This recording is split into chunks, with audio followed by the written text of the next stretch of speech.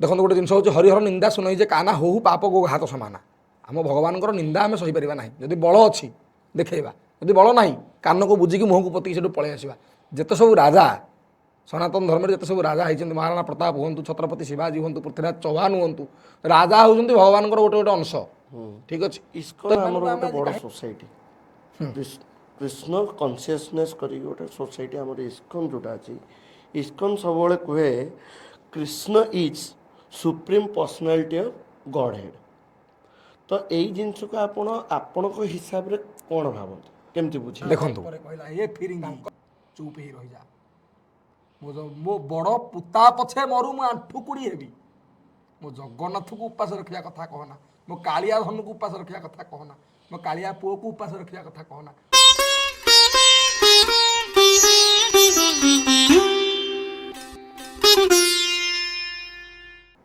नमस्कार सीताराम जय जगन्नाथ बहुत सुंदर लगे आपण आम सहित जोड़ी आज बीएफटी पॉडकास्ट बहुत सुंदर भाव आपण किसी ना कि भल जिन शुणा पाइबू तो प्रथम चाहिए यही जो स्पिरिचुअल जगत रे धार्मिक जगत रे आपणकर केमिति पशिबा चाहिए पशिया तो कहीं चाहिए माने एटा गोटे एमती जिनस सहजरे कि आसीपारे प्रभुंर निश्चित रूप से कौटि ना कौटि आशीर्वाद बाकी रहा पूर्वजन्मर कृत्य कर्म आम तो पूर्वजन्मर कर्म कौन जाने तेणु प्रभुंर दया बोली भाविकी अनुग्रह बोली भाविकी से हिसाब से आम आसचु बोली भावुचु आ जी भी अच्छा स्पिरिचुअल जगत में निश्चित रूप से कौटि ना कौटि महाप्रभुंर अपार कृपा रही तेणु जी निज लोक से आड़ को टाणी आणती आम तो एत बड़ हईनु कि माने निजक भक्त बोली भावुनु निजक भक्त हबार योग्यता आम पाखे ना भक्त क्या कहुए ना बाघ गदगदा द्रवते जस्य चित्तम रोदत्य भीक्षण हसति गजिदम विलोज्य उदुगाय अते नृत्य तेज मदभक्ति उक्ता भुवनम तु मतु एत सब क्राइटेरिया फुलफिल कले ही जड़े भक्त हो पार तेना आम भक्त नुह महाप्रभुंर बास अनुग्रह टिके पाइचु से हूँ आम बड़ कथा सी आमको मन पकाउछन्ति बोली प्रत्युत्तर में आम मन पकाउछु आमर एति शक्ति ना कि आम मन पकई पारू सी मन पकाउछन्ति एटा बड़पण जहाँ फल आम झुरुचु बहुत सुंदर भाव आप भक्तर डेफिनेशन टा कहले तो भक्त भगवान लीला भितर मुझे प्रथम क्वेश्चन पचार चाहिए आमर द्वापर जुग त्रेता जुग दी भगवान रामकृष्ण आउ राम आ कृष्ण दी जन तो रामकृष्ण भितर जो देखा जाए राम भितर आम गोटे जिनस देखू तांकर जीवन शैली भितर जे सी सब नियम फॉलो करती रूल फॉलो करती जमी आमर मॉडर्न सोसाइटी रे ट्रैफिक पुलिस रे रेड हेले आम रहा नियम भंग करूना मानुचे सेमती सी भी जिते लीला टाइम रे सी नियम मानुले किंतु आम जिते तापर देखिले आउ गोटे अवतार कृष्ण अवतार रे कृष्ण सब धर्मर स्थापना पाई नियम को डेविएट कर नियम भांगुन एमती कौन पे अच्छा देखो प्रथम तो गोटे जिनस अवतार कौन अवतार मान नुह कि नुआ फर्म रे तैयारी हो गले उपरे जी अच्छी से तलू आइले ताको अवतार बोली कहगला ठीक अच्छे तो भगवान गोटे ना हूँ विष्णु विष्णु कौन पे कहुच्छी ना व्यापनते इति विष्णु सबुआड़े व्यापी सी से विष्णु आसिले राम होगी से विष्णु आसिले कृष्ण होगी तो राम हेले कौन ना रम्यते इति राम कृष्ण बोले कर्षयती आकर्षयती इति कृष्ण तो जिते राम रूप धरिकी आसी रघुनाथ रूप हूँ धीर स्थिर शांत गंभीर रूप भगवान रघुनाथ रूप हूँ चलचंचल रूप साधुसंत मैंने कहती राम कृष्ण दुई एक है अंतर नहीं निमेष इनके नेत्र गंभीर है उनके चपल विशेष रघुनाथ नेत्र हूँ गंभीर नेत्र भगवान वासुदेव नेत्र हूँ चलचंचल नेत्र तो जोड़े जुग त्रेता जुग द्वापर जुग त्रेता जुगर टाइम पीरियड को लेकिन से टाइम जो जो जिनस दरकार रघुनाथ से लीला कले सेठी द्वापर जुग को जो लीला दरकार जदुनाथ से लीला कले त्रेता जुगर एत क्रिकेट पसंद नाला त्रेता लीला भितर देखिले क्रिकेट एत पसंद ये शकुनी जमी क्रिकेट कला सब जिन गुड़ाक द्वापर जुगर त्रेता कहीं होता कि गोटे जिन देखा गले महाप्रभुंर हूँ तीन प्रकार लीला लोकोत्तर लीला लोक बत लीला लोकाधीन लीला ଲୋକବତ ଲୀଳା କ'ଣ ଏଇ ସରି ଲୋକୋତ୍ତର ଲୀଳା କ'ଣ ନା ଲୋକୋତ୍ତର ଲୀଳା ହେଉଛି ଲୋକଙ୍କର ମାଇଣ୍ଡ ସେଟ୍ ବାହାରେ ଯେଉଁଟା ଭଗବାନଙ୍କର Beyond eminence. ହଁ 24ଟା ଅବତାର ଅଛି ମାନେ ଏମିତି ତ ଦେଖିବାକୁ ଗଲେ ଅବତାର ହେଉଛି ଅନନ୍ତ ଅନନ୍ତ ଅବତାର ଭିତରୁ ପ୍ରମୁଖ ହେଲେ 24 କିଏ ନା ମୀନ ବରାହ କମଠ ନର ହରିବଲି ବାମନ ପରଶୁରାମ ରଘୁବୀର କୃଷ୍ଣ କୀରତି ଜଗ ପାବନ ବୁଧ କଳକିୟରୁ ବ୍ୟାସ ପୃଥୁ ହରିହଂସ ମନ୍ୱନ୍ତର ଯଜ୍ଞ ଋଷଭ ହୟଗ୍ରୀବ ଧ୍ରୁବବର ଦୈନ ଧନନ୍ତର ବଦ୍ରୀ ପତ୍ନୀ ଦତ୍ତ କପିଲ ଦେବ ସନକାଦି କରୁଣାକର 24 ରୂପ ଲୀଳା ରୁଚିର ଅଗ୍ରଦାସୌର ପଦୋଧର ତାପରେ ଆସିଗଲେ ପ୍ରମୁଖରେ 10 ଅବତାର 10 ଅବତାର ଭିତରୁ ମୀନା ଅବତାର ଦେଖନ୍ତୁ କୁର୍ମ ଅବତାର ଦେଖନ୍ତୁ ବରାହ ଦେଖନ୍ତୁ ନୃସିଂହ ଦେଖନ୍ତୁ ବାମନ ଦେଖନ୍ତୁ ଏସବୁ କ'ଣ ଲୋକୋତ୍ତର ଲୀଳା ଲୋକଙ୍କର କଳ୍ପନା ବାହାରେ ନୃସିଂହ ଅବତାରକୁ ଆସିବା ଖମ୍ବ ଫାଡ଼ିଲେ ଖମ୍ବ ଭାଙ୍ଗିଲା ଖମ୍ବ ଭିତରୁ ଅଧା ସିଂହ ଅଧା ମଣିଷ ହିରଣ କଶ୍ୟପକୁ ଧରିକି ଜଙ୍ଘରେ ପକାଇକି ଫାଡ଼ି ଦେଲେଣି ମାନେ ଏଇଟା କ'ଣ ମଣିଷ ଚିନ୍ତା କରିପାରିବ କି ଅଧା ମଣିଷ ଅଧା ସିଂହ କେମିତି ବାହାରିଲେ ଏଟା ତ ପସିବୁଲ୍ ନୁହଁ କୁର୍ମ ଅବତାରରେ ଗୋଟେ ସାଧାରଣ କଇଁଛ ସେ ମନ୍ଦରାଞ୍ଚଳ ପର୍ବତକୁ ପୃଷ୍ଠରେ ଧରିକି ତାକୁ ମନ୍ଥନ କରାହେଲାଣି ଏଇଟା ବି ସମ୍ଭବ ନୁହଁ ବରାହ ଅବତାରରେ ଦାନ୍ତରେ ପୃଥିବୀ ଉଠେଇଲେଣି ବାମନ ଅବତାରରେ ଛୋଟିଆ ବାମନ ରୂପ ହୋଇକି 3 ପାଦରେ ବ୍ରହ୍ମାଣ୍ଡ ମାପିଲେଣି ତେଣୁ ଏସବୁ ହେଉଛି ଭଗବାନଙ୍କର ଲୋକୋତ୍ତର ଲୀଳା ମାନେ ଲୋକଙ୍କର କଳ୍ପନା ବାହାରେ ଲୋକବତ ଲୀଳା ରାମ ଅବତାର କୃଷ୍ଣ ଅବତାର ଲୋକଙ୍କ ସାଙ୍ଗରେ ଲୋକଙ୍କ ଭଳିଆ ଲୀଳା କରିଦେଲେ ଲୋକ ଭାବୁଛନ୍ତି ତାଙ୍କ ସାଙ୍ଗରେ ଯିଏ ଚଲେଇ ଭାବିଲେ ସାଧାରଣ ମଣିଷ ବୋଲି ଆଉ ଭଗବତ୍ତା ବି ଦେଖେଇଛନ୍ତି ଯେଉଁଠି ଦରକାର ପଡ଼ିଛି ରଘୁନାଥ ବି ଦେଖେଇଛନ୍ତି ବାସୁଦେବ ବି ଦେଖେଇଛନ୍ତି କିନ୍ତୁ ଭଗବାନ ରାମ କ'ଣ କରନ୍ତି ସବୁ ଜାଗାରେ ଭଗବତ୍ତାଟାକୁ ଦେଖେଇ ନାହାନ୍ତି ଲୁଚେଇକି ଯାଇଛନ୍ତି ସେଇ ଲୁଚେଇବା ଫଳରେ କ'ଣ ହେଇଛି ନା ଟିକେ ଯିବା ଗୋଟେ ଭିତରକୁ ମା ସତୀ ଜଗଜ୍ଜନନୀ ଭବାନୀ ଯାହାଙ୍କର ଅଂଶ ସବୁ ପଡ଼ିକି 51 ଶକ୍ତିପୀଠ ହେଇଛି ଭାରତରେ 51 ତ ମା ସତୀ ଭଗବାନ ଶଙ୍କରଙ୍କ ସହିତ ଆସୁଥିଲେ ରାମାୟଣର ଆରମ୍ଭ ଗୋସ୍ୱାମୀ ଲେଖୁଛନ୍ତି ଏକ ବାର ତ୍ରେତାଯୁଗ ମାହି ଶମ୍ଭୁ ଗଏ କୁଭଞ୍ଜ ଋଷି ପାହି ସଙ୍ଗ ସତୀ ଜଗଜନନୀ ଭବାନୀ ପୂଜେ ଋଷି ଅଖିଲେଶ୍ୱର ଦାନୀ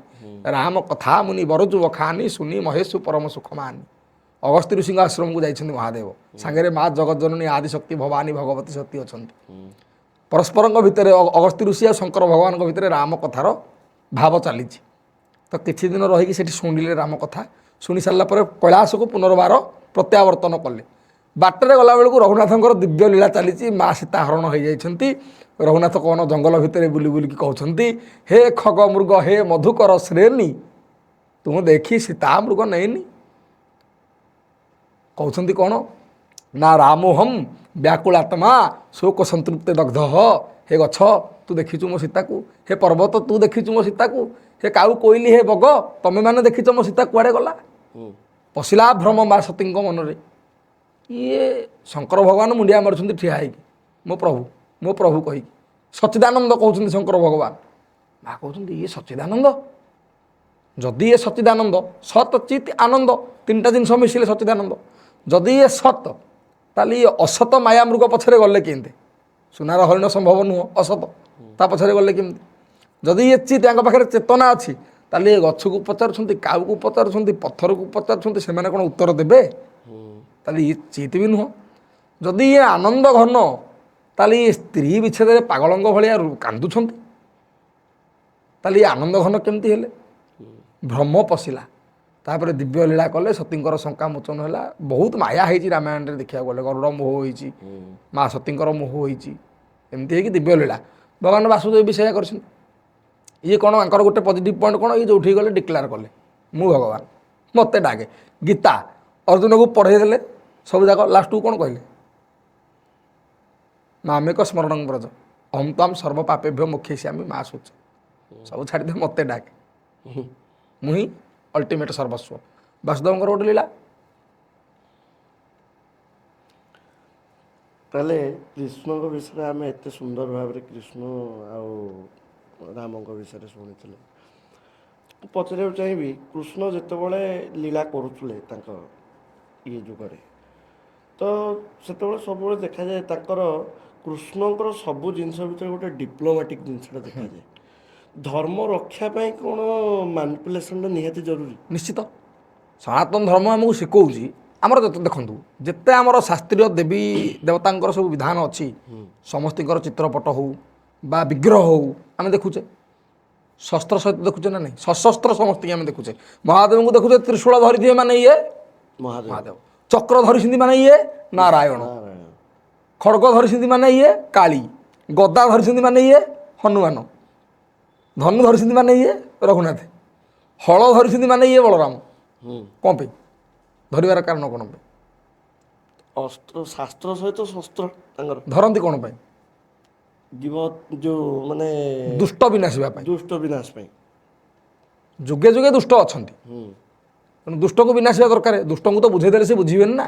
ଯଦି ବୁଝେଇଦେଲେ ସବୁ ଜିନିଷ ହେଇଯାଉଥାନ୍ତା ତାହେଲେ ତ ସତ୍ୟଯୁଗ ହେଇଥାନ୍ତା କଳିଯୁଗରେ। ହୁଁ ତେଣୁ ବୁଝେଇଲେ ବୁଝିବେନି। ପାକିସ୍ତାନକୁ ଏଠି ଭାରତ କେତେ ବୁଝଉଛି, ବୁଝୁଛନ୍ତି? ଯେଉଁ କଥାରେ ଅଛି ନା ଲାତକା ଭୂତ ବାତ ସେ। ନେଇ ମାନତା। ତେଣୁ ଏ ଜିନିଷ ବି ଦରକାର। ବାକି ଦେଖିବାକୁ ଗଲେ ଶାସ୍ତ୍ରୀୟ ଆଧାରରେ ବିଶ୍ୱାମିତ୍ର ମୁନି ରାମ ଲକ୍ଷ୍ମଣଙ୍କୁ ନେଇକି ଗଲେ ଜନକ ରାଜାଙ୍କ ପାଖକୁ, ବା ଜଙ୍ଗଲ ଭିତରକୁ ନେଲେ ଯଜ୍ଞ ରକ୍ଷା ପାଇଁ, ତାଡ଼କାସୁ ବାହୁ ବିନାଶ ହେଲେ। ରାମ ଯାଇଛନ୍ତି, ଲକ୍ଷ୍ମଣ ଯାଇଛନ୍ତି। ସେ ତ ଖାଲି ରଘୁନାଥ ଯାଇଥିଲେ କାମ କରିଦେଇକି ଆସିଥାନ୍ତେ, ଖାଲି ଲକ୍ଷ୍ମଣଜୀ ମହାରାଜ ଯାଇଥିଲେ ବି କାମ ଖତମ ହୋଇଯାଇଥାନ୍ତା। ଦୁଇ ଜଣ ଯାକ କ'ଣ ପାଇଁ ଗଲେ ନା ଲକ୍ଷ୍ମଣ ହେଉଛନ୍ତି ଶସ୍ତ୍ର, ଶସ୍ତ୍ର ରଘୁନାଥ ହେଲେ ଶାସ୍ତ୍ର। ଲଙ୍କାକୁ ଯେତେବେଳେ ରଘୁନାଥ ପଠେଇଲେ, ପ୍ରଥମେ ହନୁମାନଙ୍କୁ ପଠେଇଲେ ରାବଣଙ୍କୁ ବୁଝେଇବା ପାଇଁ।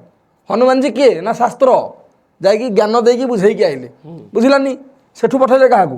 ଅଙ୍ଗଦକୁ। ଅଙ୍ଗଦ କିଏ? ଶସ୍ତ୍ର। ଯାଉ ଯାଉ ରାବଣ ପୁଅ ଠିଆ ହେଇଛି, ଟେକିକି ପଟକେଇ ଦେଲେ ସିଧା। ତେଣୁ ଶାସ୍ତ୍ର ଶସ୍ତ୍ର ଉଭୟ ଦରକାର। କୃଷ୍ଣ ଅବତାରରେ ଅକ୍ରୁର ଗଲେ, ସାଙ୍ଗରେ ନେଇକି ଗଲେ କୃଷ୍ଣ ବଳରାମ ଦୁଇ ଜଣ ଯାକୁ। କୃଷ୍ଣ ହେଉଛନ୍ତି ଶାସ୍ତ୍ର, ବଳରାମ ହେଉଛନ୍ତି ଶସ୍ତ୍ର। ଧନୁ ଭାଙ୍ଗିଲେ, କଂସର ଧନୁକୁ ଭାଙ୍ଗିଲେ, ଉଠେଇକି 100-200 ଖଣ୍ଡେ ପାହାରିକି ଆଗ ବାଡ଼େଇକି ଶେଷ କରିଦେଲେ ସେଇଠି। ତେଣୁ ସବୁ ଜିନିଷ ଦରକାର, ତାହେଲେ ଧର୍ମର ରକ୍ଷା ପାଇଁ ମ୍ୟାନିପୁଲେସନ୍ ନିହାତି ନିହାତି ଦରକାର। ଦରକାର। ମାନେ ମ୍ୟାନିପୁଲେସନ୍ଟା ଆପଣ କହୁଛନ୍ତି ଯେ କୃଷ୍ଣଙ୍କର ଗୋଟେ ସେଇଟା ହେଉଛି ଶସ୍ତ୍ର। ହଁ, ପ୍ରତ୍ୟେକ ଜିନିଷରେ ଦରକାର। ଆମକୁ ଆମ ଶାସ୍ତ୍ର ଆଜ୍ଞା ଦେଉଛି। ଦେଖନ୍ତୁ, ଗୋଟେ ଜିନିଷ ହେଉଛି ହରିହର ନିନ୍ଦା ଶୁଣେଇ ଯେ କାନା ହଉ ପାପ ଗୋ ଘାତ ସମାନ। ଆମ ଭଗବାନଙ୍କର ନିନ୍ଦା ଆମେ ସହିପାରିବା ନାହିଁ। ଯଦି ବଳ ଅଛି ଦେଖେଇବା, ଯଦି ବଳ ନାହିଁ କାନକୁ ବୁଝିକି ମୁହଁକୁ ପୋତିକି ସେଠୁ ପଳେଇ ଆସିବା। ଯେତେ ସବୁ ରାଜା ସନାତନ ଧର୍ମରେ ଯେତେ ସବୁ ରାଜା ହେଇଛନ୍ତି, ମହାରାଣା ପ୍ରତାପ ହୁଅନ୍ତୁ, ଛତ୍ରପତି ଶିବାଜୀ ହୁଅନ୍ତୁ, ପୃଥ୍ୱୀରାଜ ଚୌହାନ ହୁଅନ୍ତୁ, ରାଜା ହେଉଛନ୍ତି ଭଗବାନଙ୍କର ଗୋଟେ ଗୋଟେ ଅଂଶ। ଠିକ୍ ଅଛି। ତ ଏମାନଙ୍କୁ ଆମେ ଆଜି କାହିଁକି ଆଦର୍ଶ ଭାବରେ ଗ୍ରହଣ କରିଛେ? ଧର୍ମର ରକ୍ଷା ପାଇଁ ମରିଗଲେ, କଟିଗଲେ, ମୁଣ୍ଡ ଲୁଆଇଲେନି, ଶସ୍ତ୍ର ଉଠେଇଲେ ନା ନାହିଁ। ମହାରାଣା ପ୍ରତାପ ରାମଙ୍କ ଆଦର୍ଶକୁ ଧଇଲେ, ବନ୍ଦନୀୟ ହେଇକି ଅଛନ୍ତି ସଂସାରରେ, ଏବେ ବି ସେ ବନ୍ଦନୀୟ। ରଘୁନାଥଙ୍କ ପଲିସିକି ସେ ଆପଣେଇଲେ, ନହେଲେ ତାକୁ କେବେଠୁ ଛେଦି ଦେଇଥାନ୍ତେ। ଏ ବିନା ଶସ୍ତ୍ରରେ ମାରିବିନି, ପଛରୁ ଆକ୍ରମଣ କରିବିନି। ଛତ୍ରପତି ଶିବାଜୀ ଧଇଲେ କୃଷ୍ଣଙ୍କ ନୀତି। ତେଣୁ ଉଭୟ ଆମ ପାଇଁ ବନ୍ଦନୀୟ, ଦୁଇ ଜଣ ଯାକ ନୀତି ଦରକାର। ମହାରାଣା ପ୍ରତାପଙ୍କ ଜାଗାରେ ମହାରାଣା ପ୍ରତାପ ଠିକ୍, ଛତ୍ରପତିଙ୍କ ଜାଗାରେ ଛତ୍ରପତି ମଧ୍ୟ ଠିକ୍। ଦୁଇଟାକ ନୀତି ଆମକୁ ଦରକାର। ତାହେଲେ ଆମେ କୃଷ୍ଣଙ୍କ ଅବତାର, ରାମଙ୍କ ଅବତାର ବିଷୟରେ ଶୁଣିଲେ। କୃଷ୍ଣଙ୍କ ଅବତାରରୁ ତାଙ୍କର ଗୋଟେ ଭକ୍ତ ଶ୍ରେଷ୍ଠ ବିଷୟରେ କଥା ପଡ଼େ ହନୁମାନ। ହଁ, ରାମ ଅବତାରରେ। ରାମ ଅବତାରରେ ତ ରାମଙ୍କ ଅବତାରରେ ଯେତେବେଳେ ଆମେ କଥା ପଢ଼ୁ, ହନୁମାନଙ୍କ କଥା ସେଇଠି ଉଠି ହିଁ ଯାଏ। ଭକ୍ତ ଶ୍ରେଷ୍ଠ ହନୁମାନ। ତ ଭକ୍ତ ଶ୍ରେଷ୍ଠ ହନୁମାନଙ୍କୁ ଆମେ ଯଦି କହିବା ଗୋଟେ ସାଧାରଣ ଲୋକର ଦକ୍ଷତାର ବାହାରେ କି, ସେଇଟାକୁ ଗୋଟେ ଉଦାହରଣ ଦେଇପାରିବା କି? ଦେଖନ୍ତୁ, ମନୋଜବଂ ମାରୁତତୁଲ୍ୟ ବେଗಂ ଜିତେନ୍ଦ୍ରିୟଂ ବୁଦ୍ଧିମତା ବରିଷ୍ଠମ ବତାତ୍ମଜଂ ବାନର ୟୁଥ ମୁଖ୍ୟମ ଶ୍ରୀରାମ ଦୂତଂ ଶରଣ ପ୍ରପଦ୍ୟେ। ଏତେ ଏତେ ଅଳଙ୍କାର ସବୁ ପାଇଛନ୍ତି ବଜରଙ୍ଗବାଲି, କୋଉଥିରେ କମି ନାହିଁ। ମନୋଜବଂ ମାରୁତତୁଲ୍ୟ ବେଗମ ଜିତେନ୍ଦ୍ରିୟମ ବୁଦ୍ଧିମତା ବରିଷ୍ଠମ ବତାତ୍ମଜଂ ବାନର ୟୁଥ ମୁଖ୍ୟମ ଶ୍ରୀରାମ ଦୂତଂ ଶରଣ ପ୍ରପଦ୍ୟେ। ରାମାୟଣରେ ହନୁମାନଜୀଙ୍କର ଯେଉଁ ଚରିତ୍ର ବର୍ଣ୍ଣନା ହେଇଛି ସବୁ ଅଲୌକିକ ଲୀଳା, ଦିବ୍ୟ ଲୀଳା ଗୁଡ଼ାକ। ତେଣୁ ମାନେ ଆମେ ତ ଜାଣିଛେ ନିଶ୍ଚିତ ରୂପରେ, ଗୋସ୍ୱାମୀ ଯେମିତି ଲେଖିଛନ୍ତି ହନୁମାନ ଚାଳିଶାରେ, ଶଙ୍କର ସୁବନ କେଶରୀ ନନ୍ଦନ ତେଜ ପ୍ରତାପ ମହାଜଗବନ୍ଦନ। ନିଜେ ମହାଦେବ ଆସିଛନ୍ତି ଅବତାର ହେଇକି ରଘୁନାଥଙ୍କର ସେବା କରିବା ପାଇଁ। ତେଣୁ ହରିହର ତ ଏକ, ଭାଗବତରେ ସେ କଥା ବି କୁହାଯାଉଛି କି ଶିବସ୍ୟ ହୃଦୟଂ ବିଷ୍ଣୁ ବିଷ୍ଣୁସ୍ୟ ହୃଦୟଂ ଶିବ ଇତସ୍ୟ ଦନ୍ତରଂ କୃତ୍ୱା ରୌରବଂ ନରକେ ବ୍ରଜେତ୍। ତେଣୁ ଯେହେତୁ ସେବା କରିବା ପାଇଁ ଆସିଛନ୍ତି ମହାବୀର, ସେବା ରୂପ ଦେଖାଇଛନ୍ତି, ରଘୁନାଥଙ୍କର ସେବା ଶୁଶ୍ରୂଷା କରିଛନ୍ତି। ଯେତେବେଳେ ଅସୁରମାନଙ୍କୁ ବଧ କରିଛନ୍ତି, ସେତେବେଳେ ବିକଟାଳ ରୂପ ଧରିଛନ୍ତି। ତେଣୁ ମଣିଷର ସୀମା ବାହାରେ ବୋଲି କହିବାକୁ ଗଲେ କ'ଣ ନା, ଅଷ୍ଟସିଦ୍ଧି ନବ ନିଧି କେ ଦାତା। 8ଟା ସିଦ୍ଧି 9ଟା ନିଧି ହନୁମାନଙ୍କ ପାଖରେ ଥିଲା ଏବଂ ସେ ଦେଇପାରୁଥିଲେ। 8 ସିଦ୍ଧି କ'ଣ କ'ଣ ନା, ଅଣିମା, ମହିମା, ଗରିମା, ଲଘିମା, ପ୍ରାପ୍ତି, ପ୍ରାକାମ୍ୟ, ଈଶିତ୍ୱ ଆଉ ଅସିତ୍ୱ। ଅଣୁ ଭଳିଆ ହେଇପାରୁଥିଲେ, ପରମାଣୁ ଭଳିଆ ହେଇପାରୁଥିଲେ, ମହାକାଳ ରୂପ ଧରିପାରୁଥିଲେ। ଗରିମା ଲଘିମା, ଗୁରୁ ରୂପ ଧରୁଥିଲେ, ଲଘୁ ରୂପ ଧରୁଥିଲେ। ପ୍ରାପ୍ତି ପ୍ରାକାମ୍ୟ, ଯାହା ଚାହୁଁଥିଲେ ପାଉଥିଲେ, ଯାହା ଚାହୁଁଥିଲେ ଦଉଥିଲେ। ଈଶିତ୍ୱ ବସିତ୍ୱ, ଯାହାକୁ ଚାହୁଁଥିଲେ ନିଜର ବଶ କରିପାରୁଥିଲେ ଏବଂ ଯାହା ପାଖରେ ବଶ ହେବାକୁ ଚାହୁଁଥିଲେ ବଶ ହେଇଯାଉଥିଲେ। ତେଣୁ ଏଇ ଜିନିଷ ଗୁଡ଼ାକ କ'ଣ ସାଧାରଣ ମଣିଷ କରିପାରିବ କି? କରିପାରିବନି। ତାହେଲେ ହନୁମାନଙ୍କ କଥା ଯେତେବେଳେ ଆମେ ପଢ଼ିଛି, ଆଉ ଗୋଟେ କୋଶ୍ଚିନ୍ ମୁଁ ହନୁମାନଙ୍କର କଥା ପଚାରିବି। ଆପଣ କହିଲେ ଗୋଟେ ଜାଗାରେ ମେନସନ୍ ହେଇଛି ଭାଗବତରେ କି ଆମର ପୁରାଣ ଶାସ୍ତ୍ର ଗୁଡ଼ାକରେ ମେନସନ୍ ହେଇଛି କି ରାମଙ୍କର ସେବାୟତ ଭାବରେ ରାମଙ୍କୁ ମାନେ ଆସିଷ୍ଟ କରିବା ଯେଉଁଟା କୁହନ୍ତି, ତାଙ୍କୁ ଆସିଷ୍ଟ କରିବା ପାଇଁ ହନୁମାନଙ୍କର ଅବତାର ଗୋଟେ ହେଇଥିଲା। ତାହେଲେ ଆମେ ସେଇ ଅବତାରଟାକୁ କ'ଣ କୃଷ୍ଣଙ୍କର ପାଖରେ ପାଇପାରିବା କି? ହଁ, ଚାର ଯୁଗ ପର ତାପ ତୁମ୍ହାରା, ହେ ପର ସିଦ୍ଧ ଜଗତ ଉଜିଆରା। ବାସ୍ତବିକ ଦେଖିବାକୁ ଗଲେ କ'ଣ ହବ ନା, ରଘୁନାଥ ଯେତେବେଳେ ଲୀଳା ସମ୍ବରଣ କରିକି ସ୍ୱଧାମ ଗମନ କଲେ, ସେତେବେଳେ ରହିଗଲେ କିଏ ନା ହନୁମାନଜୀ ରହିଗଲେ, ବିଭୀଷଣଜୀ ରହିଗଲେ, ଜାମ୍ବନ୍ତୀ ମହାରାଜ ରହିଗଲେ। ହନୁମାନଜୀ ରହିବାର କାରଣ କ'ଣ ନା, ଗୋଟେ ସାଧୁସନ୍ଥ ମାନଙ୍କର ଭାବ ଅଛି କି ରଘୁନାଥ ଡାକିଲେ ହନୁମାନଜୀଙ୍କି, ଆସ, କାହିଁକି ଇଏ ହେଉଛନ୍ତି ନିଷ୍କାମ ଭକ୍ତ। ବିଭୀଷଣଙ୍କର କାମନା ଥିଲା, ଜାମ୍ବମାନଙ୍କର କାମନା ଥିଲା। କାମନା କ'ଣ ଥିଲା ନା, ବିଭୀଷଣ ଚାହିଁଥିଲେ ଆସିଥିଲେ ରାଜା ହେବା ଉଦ୍ଦେଶ୍ୟରେ। ମହାପ୍ରଭୁ ତାକୁ ମନରେ ଯେଉଁ ଭାବିଥିଲେ ରାଜା ହେବି ବୋଲି, ରଘୁନାଥ ଚାହିଁଲେ, କହିଲେ ଗୋଟେ କଳ୍ପ ପର୍ଯ୍ୟନ୍ତ ତୁ ରାଜା ହେଇକି ରହ। ଜାମ୍ବାନୀ ଚାହିଁଥିଲେ କ'ଣ ନା, ମୁଁ ଟିକେ ଯୁଦ୍ଧ କରିବି ତମ ସାଙ୍ଗରେ। ଇଏ କହିଲେ, ମୁଁ ତ ଅବତାରରେ ମର୍ଯ୍ୟାଦା ରୂପ ଧରିଛି, ମର୍ଯ୍ୟାଦା ପୁରୁଷୋତ୍ତମ ହେଇଛି, ତୁ ଗୋଟେ ବୃଦ୍ଧ, ତେଣୁ ତୋ ସାଙ୍ଗରେ ଯୁଦ୍ଧ କଲେ ମର୍ଯ୍ୟାଦା ହାନି ହେବ। ତେଣୁ ମୁଁ ଆର ଅବତାରରେ କୃଷ୍ଣ ହେଇକି ଅବତାର ନେବି, ସେଇ ଅବତାରରେ ତୋ ସାଙ୍ଗରେ ଯୁଦ୍ଧ କରିବି। ସେଇଟା ମୋର ମର୍ଯ୍ୟାଦା ଅବତାର ନୁହଁ, ସେଇଟା ମୋର ଲୀଳା ଅବତାର। ତେଣୁ ମୁଁ ଯୁଦ୍ଧ କରିବି। ହନୁମାନଜୀ କିନ୍ତୁ କିଛି ଚାହିଁନଥିଲେ। ହନୁମାନଙ୍କୁ ଯେତେବେଳେ ଡାକିଲେ, ହନୁମାନଜୀ କହିଲେ, ପ୍ରଭୁ ସବୁ ମିଳିବ ସ୍ୱଧାମରେ, ଆପଣଙ୍କ ସ୍ୱଧାମରେ ସବୁ ଜିନିଷ ମିଳିବ, କିନ୍ତୁ କଥା ମିଳିବନି। ତେଣୁ ରାମ କଥା ଯେଉଁଠି ମୁଁ ସେଇଠି, ପୃଥିବୀରେ ରାମ କଥା ଚାଲିବ, ତେଣୁ ମୁଁ ପୃଥିବୀରେ ରହିବି, ପୃଥିବୀ ମୁଁ ଛାଡ଼ିବି। ଆଚ୍ଛା, ତେଣୁ ସବୁ ଅବତାରରେ ସବୁ ଯୁଗରେ ହନୁମାନଜୀ ସାକ୍ଷୀ ହେଇକି ଅଛନ୍ତି, ଚିରଞ୍ଜୀବୀ। ଚିରଞ୍ଜୀବୀ। ତାହେଲେ କୃଷ୍ଣଙ୍କର ହନୁମାନଙ୍କର ଆମ କଥା ହଁ, ପଡ଼ିଲା ଏଠି। କୃଷ୍ଣ ଭଗବାନଙ୍କ ଲୀଳାରେ ବି ହନୁମାନଜୀଙ୍କର ଭୂମିକା ଅଛି। ଗରୁଡ଼ଙ୍କର ମୋହ ହୋଇଥିଲା, ଗରୁଡ଼ଙ୍କର ଅହଙ୍କାର ଆସିଥିଲା ମନକୁ, କ'ଣ ନା ସଂସାରରେ ମୋଠୁ ଉଡ଼ିଲା ବାଲା କେହି ନାହାନ୍ତି। ସତ୍ୟଭାମା ମାଆଙ୍କର ଗର୍ବ ହୋଇଥିଲା କି ମୋଠୁ ସୁନ୍ଦର କେହି ନାହାନ୍ତି। ବଳରାମ ମହାରାଜଙ୍କର ଗର୍ବ ହୋଇଥିଲା। ଭଗବାନ ଡାକିଲେ ଅସ୍ତ୍ରକୁ, ହନୁମାନଜୀ ଆସିକି ସମସ୍ତଙ୍କ ଗର୍ବ ମୋଚନ କରିଛନ୍ତି। ଅର୍ଜୁନର ଯେତେବେଳେ ଗର୍ବ ହୋଇଥିଲା, ଅର୍ଜୁନର ଗର୍ବ ହୋଇଥିଲା କି ସଂସାରରେ ମୋ ଭଳିଆ ଗୋଟେ କ୍ଷତ୍ରୀ ନାହାନ୍ତି। ଯାଇକି କ'ଣ କଲେ, ଇଏ ହନୁମାନଜୀ ବସିକି ତପସ୍ୟା କରୁଛନ୍ତି ପଥର ସେତୁ ଉପରେ। ସେତେବେଳେ ଯାଇଛନ୍ତି, ଦେଖିଲେ ପଥର ସେତୁ ଉପରେ ମାଙ୍କଡ଼ ବସିକି ତପସ୍ୟା କରୁଛି। ଇଏ ସରରେ ଗୋଟେ ସେତୁ ତିଆରି କରିଦେଲେ ରଥ ନେବା ପାଇଁ। ହନୁମାନଜୀ ହସିଲେ, ନା ହସିବାର କାରଣ ନା, ଏ ପଥର ସେତୁଟାକୁ କ'ଣ ଏ ସର ସେତୁ ମଜବୁତ, ନା ତମେ ଏମିତି ଭାଙ୍ଗିଦେବ? ନା ହଁ ଭାଙ୍ଗିଦେବି। ହନୁମାନଜୀ ଡେଇଁଲେ, ଡେଇଁକି ଭାଙ୍ଗିଲେ। ଅର୍ଜୁନଠୁ ଭଗବାନ ବାସୁଦେବଙ୍କୁ ଡାକିଲେ। ଗର୍ବ ଭାଙ୍ଗିଲା ଯେତେବେଳେ, ସମର୍ପଣ ହୋଇଗଲେ, ବାସୁଦେବ ନିଜେ ଆସି ପୂର୍ଣ୍ଣ ରୂପରେ ଧଇଲେ ସେ ସରସ୍ୱତୀକୁ ପିଠିରେ। ତାପରେ କ'ଣ ହେଇଛି ନା, ହନୁମାନଜୀ ଅର୍ଜୁନଙ୍କର କପିଧ୍ୱଜ ରଥ ଉପରେ ଧ୍ୱଜା ହେଇକି ରହିଲେ। ଯେତେବେଳେ ଯୁଦ୍ଧ ସଇଲା, ମାଧବ କହୁଛନ୍ତି, ଅର୍ଜୁନ ଓହ୍ଲେଇଆ।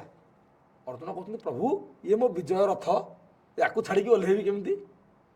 ଏଇ ରଥରେ ମୁଁ ଯିବି ହସ୍ତିନାକୁ। ନା ଏ ରଥ ଆଉ ଚାଲିବନି। ନା କ'ଣ ପାଇଁ ନା, ତୁ ଓହ୍ଲାବେ କି? ଯେତେବେଳେ ଓହ୍ଲେଇ ଦେଲେ, ହନୁମାନଜୀ ତୁରନ୍ତ ରଥରୁ ପତାକାରୁ ବାହାରି ପଡ଼ିଲେ, ରଥଟା ଜଳିଗଲା। ଯେତେ ଦିବ୍ୟ ଅସ୍ତ୍ର ସବୁ ପ୍ରୟୋଗ ହୋଇଥିଲା, ସବୁ ଯାକ ହନୁମାନଜୀ ନିଜ ଭିତରେ ରଖିଥିଲେ। ଆଚ୍ଛା। ଯେମିତି ଓହ୍ଲେଇ ଆସିଲେ, ରଥଟା ଜଳିଗଲା ସାଙ୍ଗେ ସାଙ୍ଗେ। ତେଣୁ ତାଙ୍କର ଲୀଳା ବି ଅଛି।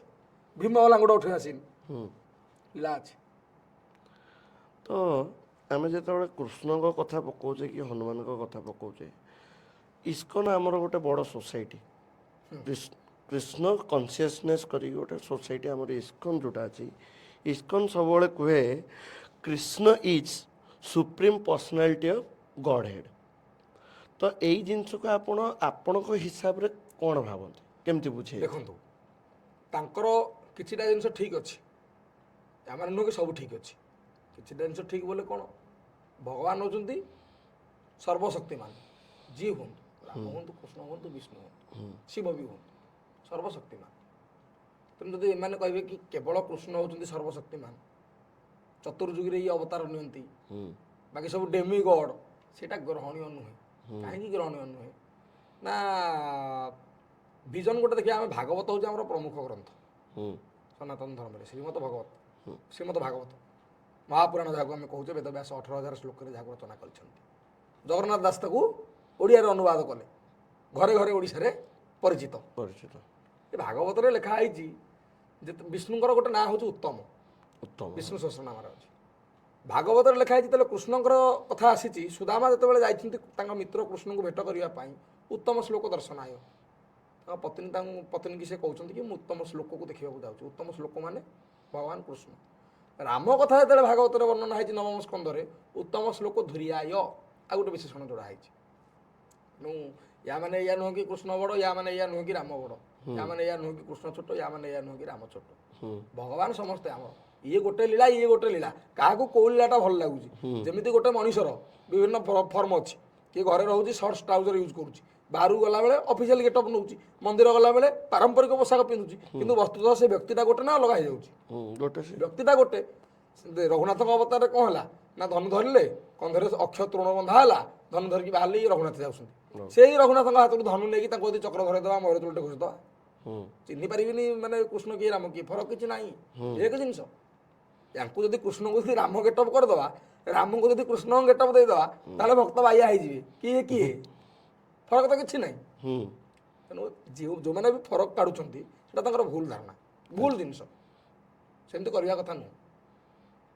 ତ ଆପଣ ଯେମିତି କହିଲେ ଯେ ମାନେ ଯୁଗ ହିସାବରେ ଆମର ଭଗବାନ ସବୁ ଲୀଳା କରନ୍ତି ତାଙ୍କର ଅବତାର, ସେଇ ରାମ ସେଇ କୃଷ୍ଣ, କଳି ଯୁଗରେ ସେଇ ଜଗନ୍ନାଥ, ଆପଣ ସେୟା କହିଲେ। ଆପଣ କହିଲେ ଯେ ଯଦି ରାମ ଆମର ଧରୁଛନ୍ତି ଧନୁ, ପିଠି ପଟେ ସର ଅଛି, ଯଦି ତାଙ୍କ ହାତରୁ ଧନୁ କଢ଼ା ହେଇଯିବ, ସର କରାହେଇଯିବ, ମୁଣ୍ଡରେ ଗୋଟେ ମୟୂର ପିଞ୍ଚ ଆଉ ହାତରେ ଚକ୍ର ଧରିଥିଲେ ସେଇ କୃଷ୍ଣ। କିନ୍ତୁ କଳି ଯୁଗରେ ଗୋଟେ ଅଦ୍ଭୁତ ଲୀଳା, ଜଗନ୍ନାଥଙ୍କର ନା କାନ ଅଛି ଶୁଣିବା ପାଇଁ, ପାଦ ଅଛି ଚାଲିବା ପାଇଁ, ଆପଣ ଯେମିତି କହିଲେ ଲୋକାଧୀନ ଲୀଳା, ଲୋକାଧୀନ ଲୀଳା ମହାପ୍ରଭୁଙ୍କର। ଲୋକାଧୀନ ଲୀଳା ମହାପ୍ରଭୁଙ୍କର। ଖୁଆଇ ଦେଲେ ଖାଇବେ, ଟେକିକି ନେଲେ ନେବେ, ଭକ୍ତ ଲୋକ କି ତାଙ୍କ ସେବାୟତ ତାଙ୍କୁ କହିଲେ ସିଏ ଶୋଇବେ। ଏମିତି କ'ଣ ପାଇଁ? ଅଧା ଖଣ୍ଡିଆ ସବୁ କ'ଣ ପାଇଁ? ଅଧା ଖଣ୍ଡିଆ ନୁହଁ, ସିଏ ହେଉଛନ୍ତି ସର୍ବସ୍ୱ, ସର୍ବସମ୍ପନ୍ନ। ରାମଚରିତ ମାନସରେ ଗୋସ୍ୱାମୀ ଲେଖିଲେ, ଗୋସ୍ୱାମୀ ତୁଳସୀଦାସ ଆସିଥିଲେ ପୁରୀ ମହାପ୍ରଭୁଙ୍କୁ ଦର୍ଶନ କରିବା ପାଇଁ, 3 ଧାମ ବୁଲିଲେ, ସର୍ବଶେଷରେ ଆସିଲେ ପୁରୀ। ହେଲେ ଆସିଛନ୍ତି, ଗରୁଡ଼ ପଛରେ ଠିଆ ହେଇଛନ୍ତି, ଅନେଇ ଦେଇଛନ୍ତି, କହିଲେ ମୁଁ ଯେଉଁ ପ୍ରଭୁଙ୍କର ରୂପ ଗୁଣ କୀର୍ତ୍ତି ବର୍ଣ୍ଣନା କରିଛି ଏତେ ସୁନ୍ଦର ପଦ୍ୟ ମାଧ୍ୟମରେ, ସେ ପ୍ରଭୁ ତମର ହାତ ନାହିଁ, ତମର ଗୋଡ଼ ନାହିଁ, ତମର ଆଖିରେ ପତା ନାହିଁ, ତମର ପାଟି ନାହିଁ, ତମର କାନ ନାହିଁ, ତମେ ମୋ ପ୍ରଭୁ ନୁହଁ। ମନକୁ ବିରସ କରିକି ପଳେଇ ଆସିଲେ, ପଳେଇଲେ। ପ୍ରସାଦ ବି ଖାଇଲେନି, ପଳେଇ ଆଇଲେ। ଶ୍ରେଷ୍ଠ ଭକ୍ତ ଯେତେବେଳେ ଫେରିକି ଯାଉଛି ଭଗବାନଙ୍କୁ ବାଧିବ ନିଶ୍ଚିତ ରୂପରେ, ତାଙ୍କୁ ବାଧିଛି। ଗୋପାଳ ରୂପ ନେଇକି ଭାର ନେଇକି ଗଲେ, ଏ ଦାସେ କବାଟ ଖୋଲ, ନା କିଏ, ନା ପୁରୀରୁ ଆଇଛି, ଜଗନ୍ନାଥ ପଠେଇଛନ୍ତି। ନା କିଏ ଜଗନ୍ନାଥ? ତମ ପ୍ରଭୁ। ନା ସେ ମୋ ପ୍ରଭୁ ନୁହଁ। ତମେ ଖୋଲ, ତମ ପାଇଁ ଅଭଡ଼ା ପଠେଇଛନ୍ତି ପରା, ତମେ ଖାଇବ, ତମେ ନ ଖାଇଲେ ସେ କ'ଣ ଖାଇବେ? ଦାସେ ଏଠୁ ଖୋଲିଲେ ବିରସ ବଦନରେ, ଖାଇସାରିଲା ପରେ ଏଠୁ ମନକୁ ବୁଝେଇକି କହିଲେ ମୋ ପ୍ରଭୁ ତୁ ନୁହଁ, ମୁଁ କ'ଣ କରିବି, ରାତି ଯାକ କାନ୍ଦୁଛନ୍ତି, ନିଦ ହେଉନି, ଶୂନ୍ୟବାଣୀ ହେଲା, କାଲି ଆସିବୁ ଦେଖିବୁ। ସକାଳୁ ଧଡ଼ପଡ଼ ହେଇକି ଯାଇକି ଗୁଣ୍ଡିଲା ବେଳକୁ ରଘୁନାଥ ରୂପ ହେଇକି ବସିଛନ୍ତି ସିଂହାସନରେ। ଯିଏ ମୋତେ ଯେମିତି ଡାକିଲା, ଯେ ଯଥାମାମ୍ ପ୍ରପଦନ୍ତେ ତାସୁ ତଥୈବ ଭଜାମ୍ୟହମ୍, ଯିଏ ମୋତେ ଯେମିତି ଡାକେ ମୁଁ ତା ପାଇଁ ସେମିତି ହେଇଯାଏ, ଯିଏ ମୋତେ ଯେମିତି ଡାକେ ମୁଁ ତା ପାଇଁ ସେମିତି ହେଇଯାଏ। ପ୍ରହ୍ଲାଦ ଡାକିଲା ବୋଲି କେମିତି ରୂପ ନେଇକି ତା ପାଇଁ ଗଲେ, ଅଧା ମଣିଷ ଅଧା ସିଂହ ହେଇକି ନର ହରି ରୂପ ଧରିକି ଗଲେ। ଯିଏ ଯେମିତି ଭାବରେ ଡାକିଲା, ଗୋସ୍ୱାମୀ ଭାବ ଦେଇଛନ୍ତି ନା, ବିନୁ ପଦ ଚଲଇ ସୁନହି, ବିନୁ କା ନା କର, ବିନୁ କରମ କରଇ ବିଧିନା ନା ଆନନ ରହିତ ସକଳ ରସ ଭୋଗୀ, ବିନୁ ବାଣୀ ବକତା ବଡ଼ ଯୋଗୀ, ତନ ବିନୁ ପରଶ ନୟନ, ବିନୁ ଦେଖା ଗୃହ ଘ୍ରାଣ, ବିନୁ ବାସ ଅଶେଷା, ଅସ ସବୁ ଭାନ୍ତି ଅଲୌକିକ କରନି, ମହିମା ଯାସୁ ଯାଇ ନାହିଁ ବରଣି। ତାଙ୍କର ମହିମା ଆମେ କ'ଣ ବର୍ଣ୍ଣନା କରିବା? ଶେଷ ମହେଶ ଗଣେଶ ସୁରେଶ ଦିନେଶ ଯାହି ନିରନ୍ତର ଧ୍ୟାଏ, ଯାହି ଅନାଦି ଅନନ୍ତ ଅଖଣ୍ଡ ଅଭେଦ ଅଚ୍ଛେଦ ସବୁ ବେଦ ବତା ହୁଏ। ଯାହାକୁ ବେଦ କହୁଛି ନେତି ନେତି ହାତ ଟେକି ଦେଉଛନ୍ତି, ଯାହାକୁ 4 ମୁହଁରେ ବ୍ରହ୍ମା କହିପାରୁନାହାନ୍ତି, 5 ମୁହଁରେ ଶଙ୍କର ଭଗବାନ କହିପାରୁନାହାନ୍ତି, 6 ମୁହଁରେ କାର୍ତ୍ତିକ ମାନେ ଭଗବାନ କହିପାରୁନାହାନ୍ତି, ସହସ୍ର ମୁହଁ ଧରିକି ଅନନ୍ତ ନାଗ କହିପାରୁନାହାନ୍ତି, ସାଧାରଣ କଳିକାଳ ଗ୍ରସିତ ତ୍ରସିତ ଆମେ ମୂର୍ଖ ଯିବା ଆମେ କହିବା ତାଙ୍କ ବିଷୟରେ? ଯେତିକି ସେ କୁହାଉଛନ୍ତି ମାନେ କହିଲା ଭଳିଆ କ'ଣ ନା ଟେପ୍ ରେକର୍ଡ଼ ସେଠି ଅଛି ଦେଉଳ ଭିତରେ, ସେଠୁ ସେ ଯାହା ଦେଉଛନ୍ତି ଏଠି ଖାଲି ଆଉଟପୁଟଟା ବାହାରୁଛି, ଇନପୁଟ ସେଠୁ ଆସୁଛି। ତାଙ୍କ ଲୀଳା। ଆମର କହିବା କଥା କ'ଣ ସିମ୍ପଲ ଜିନିଷ ହେଉଛି ମେରେ ତ ଆଶ୍ରୟ ବାସ ରାମ କଥା କହିନା ଉନକା କାମ। ତାଙ୍କ କଥା ସିଏ କେମିତି କୁହାଇବେ, ଆପଣ କେମିତି ଶୁଣିବେ, ସେ କଥା ତାଙ୍କୁ ହିଁ ଜଣା। ନା ମୁଁ କହୁଛି ନା ଆପଣ ଶୁଣୁଛନ୍ତି, ମୋ ଭିତରେ ସିଏ ଅଛନ୍ତି, ସିଏ କୁହାଉଛନ୍ତି, ଆପଣଙ୍କ ଭିତରେ ସିଏ ଅଛନ୍ତି, ସିଏ ଶୁଣୁଛନ୍ତି। କରି କରାଉ ଥାଏ ତୁହି ତୋ ବିନୁ ଅନ୍ୟ ଗତି ନାହିଁ, କଥା ହେଉଛି ସେଇଆ। ଯେତେବେଳେ ଜଗନ୍ନାଥଙ୍କ କଥା ଉଠେ, ଆମର ଯେଉଁ ମଣିଷ ଜନ୍ମ ଆମେ ପାଇଛେ, ମଣିଷ ସଂସ୍କାର ହେଉଛି ଜଗନ୍ନାଥ ସଂସ୍କୃତିରେ ଆମେ ସମସ୍ତେ ବନ୍ଧା। ନିଶ୍ଚିତ। ଜଗନ୍ନାଥ ସଂସ୍କୃତିକୁ କୁହନ୍ତି ଯେ ୱାର୍ଲଡର ସବୁଠୁ ମୋଷ୍ଟ ଇନକ୍ଲୁସିଭ୍ ସ୍ପିରିଚୁଆଲ କଲଚର ବୋଲି। ଆପଣ ଏଇଟାକୁ କେମିତି ଜଷ୍ଟିଫାଏ କରିବେ? ଦେଖନ୍ତୁ, ଗୋଟେ ଓଡ଼ିଆ ହିସାବରେ ସେ ହେଉଛନ୍ତି ଆମ ଘରର ମୁରବୀ। ମୋର ପ୍ରତ୍ୟେକ ଓଡ଼ିଆଙ୍କ ଘରର ମୁରବୀ। ଆମ ଓଡ଼ିଆ ପିଲା ପାଠ ପଢ଼ିବେ, ଆଗ ଖଡ଼ି ଛୁଆଇଲା ବେଳେ କ'ଣ ଠ ଠ କରିବେ, ଦୁଇଟା ଛଅ ଠ ଠ କ'ଣ ପାଇଁ କରିବେ? ଆଖି। ଏ ମହାପ୍ରଭୁ ତମେ ଆମର ଠ, ଆମେ ଆଉ କେଉଁ ଠକୁ ଚିହ୍ନିନୁ। ହୁଁ ଠିକ୍ ଅଛି, ଦେଲେ ଖାଦ୍ୟ ଖାଇବ, ମହାପ୍ରସାଦ ଗ୍ରହଣ କରିବ, ତାପରେ ଖାଇବେ। ଖାଦ୍ୟ ଖାଇବ। ଯେତେବେଳେ ଚାଲିବା ଶିଖିବ, ବାପା ନେଇକି ପିଲାଙ୍କୁ 22 ପାହାଚରେ ଗଡ଼େଇବେ, ମହାପ୍ରଭୁ ତମ ସମ୍ପତ୍ତି ତମକୁ ଅର୍ପଣ କରାହେଲା। ଯେତେବେଳେ ବ୍ରତଘର ହେରିକା ହବ, ସର୍ବପ୍ରଥମ ଗୁଆଯିବ ତାଙ୍କ ପାଖକୁ, ମଣିମା ଘରେ ଗୋଟେ ଶୁଭ କାମ ହେଉଛି, ତମେ ତ ମାଲିକ, ତମେ ତ ମୁରବୀ, ଟିକେ ଅନୁଗ୍ରହ କରିବ, ଟିକେ ଆସିବ। ପ୍ରତ୍ୟେକ କାମରେ ଓଡ଼ିଆ ମହାପ୍ରଭୁଙ୍କୁ ଲୋଡ଼ୁଛି। ତେଣୁ ବୋଧହୁଏ ମହାପ୍ରଭୁ ସେଇଥିଲାଗି ଏ ଜାତିକି ଭଲ ପାଉଛନ୍ତି। ଆଜିକାଲି ସବୁ ଓଡ଼ିଆ ଭେଜାଲ ହେଇଗଲେଣି। ଓଡ଼ିଆଙ୍କ ଭିତରେ ଓଡ଼ିଆତ୍ୱ ନାହିଁ। କେବଳ ଓଡ଼ିଆ ହେଉଛି ଜଣେ, ବଡ଼ ଓଡ଼ିଆ ସିଏ ମହାପ୍ରଭୁ। ଓଡ଼ିଆ ଖାଉଛି, ଓଡ଼ିଆ ପିନ୍ଧୁଛି, ମାନେ ଓଡ଼ିଆର କଲଚରଟାକୁ ସିଏ ହିଁ ଧରିକି ବସିଛନ୍ତି। ତେଣୁ ଓଡ଼ିଆ କଲଚର କହିଲେ ଜଗନ୍ନାଥ କଲଚର, ତା ବ୍ୟତିରକ ଅନ୍ୟ କୌଣସି କଲଚର ନାହିଁ। ତାକୁ ଆମେ ଦେଖିବା କେମିତି ନା, ପୁରାତନ କାଳକୁ ଟିକେ ପଳେଇବା। ଏବେ ତ ସେ ଜିନିଷ ଗୁଡ଼ାକ କିଛି ମାତ୍ରାରେ ଅଛି, ସମ୍ପୂର୍ଣ୍ଣ ନାହିଁ। ପୁରାତନ କାଳରେ କ'ଣ ହେଉଥିଲା, ଗାଁ ମଣିଷମାନେ ଯେତେବେଳେ ପୁରୀ ଯାଉଥିଲେ, ଘରେ ଘରେ ବୁଲିକି କହୁଥିଲେ ତା ପୂର୍ବଦିନ ରାତିରେ, ଆରେ କାଲି ମୁଁ କ୍ଷେତ୍ରକୁ ଯାଉଛି, କାଲି ମୁଁ ମଣିମାକୁ ଦେଖିବାକୁ ଯାଉଛି, କାଲି ମୁଁ ମାଲିକକୁ ଦେଖିବାକୁ ଯାଉଛି। କି ପ୍ରକାର କାକୁତି, କି ପ୍ରକାର ମିନତି ହେଇକି ଓଡ଼ିଆ ଲୋକ କୁହନ୍ତି। ଜଗନ୍ନାଥ ହେଉଛନ୍ତି ସର୍ବସ୍ୱ, ଏ ଜାତିର ସର୍ବସ୍ୱ ହେଉଛନ୍ତି ମହାପ୍ରଭୁ। ମହାପ୍ରଭୁଙ୍କ ପାଇଁ ଏ ଜାତି କେତେ ସମର୍ପଣ କରିଛି ସେ କଥା ମହାପ୍ରଭୁ ବି ଜାଣିଛନ୍ତି। ମହାପ୍ରଭୁ ଏ ଜାତି ପାଇଁ କ'ଣ, ଏ କଥା ଏ ଜାତି ବି ଜାଣିଛି। କୋଉଠି ନା କୋଉଠି ମହାପ୍ରଭୁଙ୍କୁ ଦେଖିଦେଲେ ଆମେ ହାତ ଦୁଇଟା ଅଟୋମେଟିକ୍ ଉପରକୁ ଉଠି ଯାଉଛି। ଯେତେବେଳେ ମଣିଷ ବିଚଳିତ ହେଇଯାଉଛି, କେମିତି ମନ ଚାହୁଁଥିବ କୋଉଠି ଟିକେ ଚକା ଆଖି ଦୁଇଟା ଦେଖେଇ ଦିଅନ୍ତି କି, ଟିକେ ଧୈର୍ଯ୍ୟ ପଳେଇ ଆସନ୍ତା, ଟିକେ ସାହସ ପଳେଇ ଆସନ୍ତା, ଟିକେ ବଳ ପଳେଇ ଆସନ୍ତା, ଟିକେ ଉତ୍କଣ୍ଠା ପଳେଇ ଆସନ୍ତା ମନ ଭିତରେ। ତେଣୁ ଓଡ଼ିଆ ଲୋକ କ'ଣ କରନ୍ତି ନା, ଯେତେବେଳେ ପୁରୀ ଯାଉଥିଲେ ପୁରାତନ କାଳରେ ଗାଁ ଯାକ ବୁଲି ବୁଲିକି କହୁଥିଲେ କାଲି ମୁଁ କ୍ଷେତ୍ରକୁ ଯାଉଛି। ଆଶ୍ଚର୍ଯ୍ୟ ଜିନିଷ, ସାହି ପଡ଼ିଶା ସବୁ ସାହାଯ୍ୟ କରୁଥିଲେ, କଉଡ଼ି ଦେଉଥିଲେ, ଏ ଯା ଭାଇ ଆମେ ତ ଯାଇପାରୁନୁ, ଆମ ପାଇଁ ଟିକେ ଜଣେଇ ଦେବୁ ମହାପ୍ରଭୁଙ୍କୁ।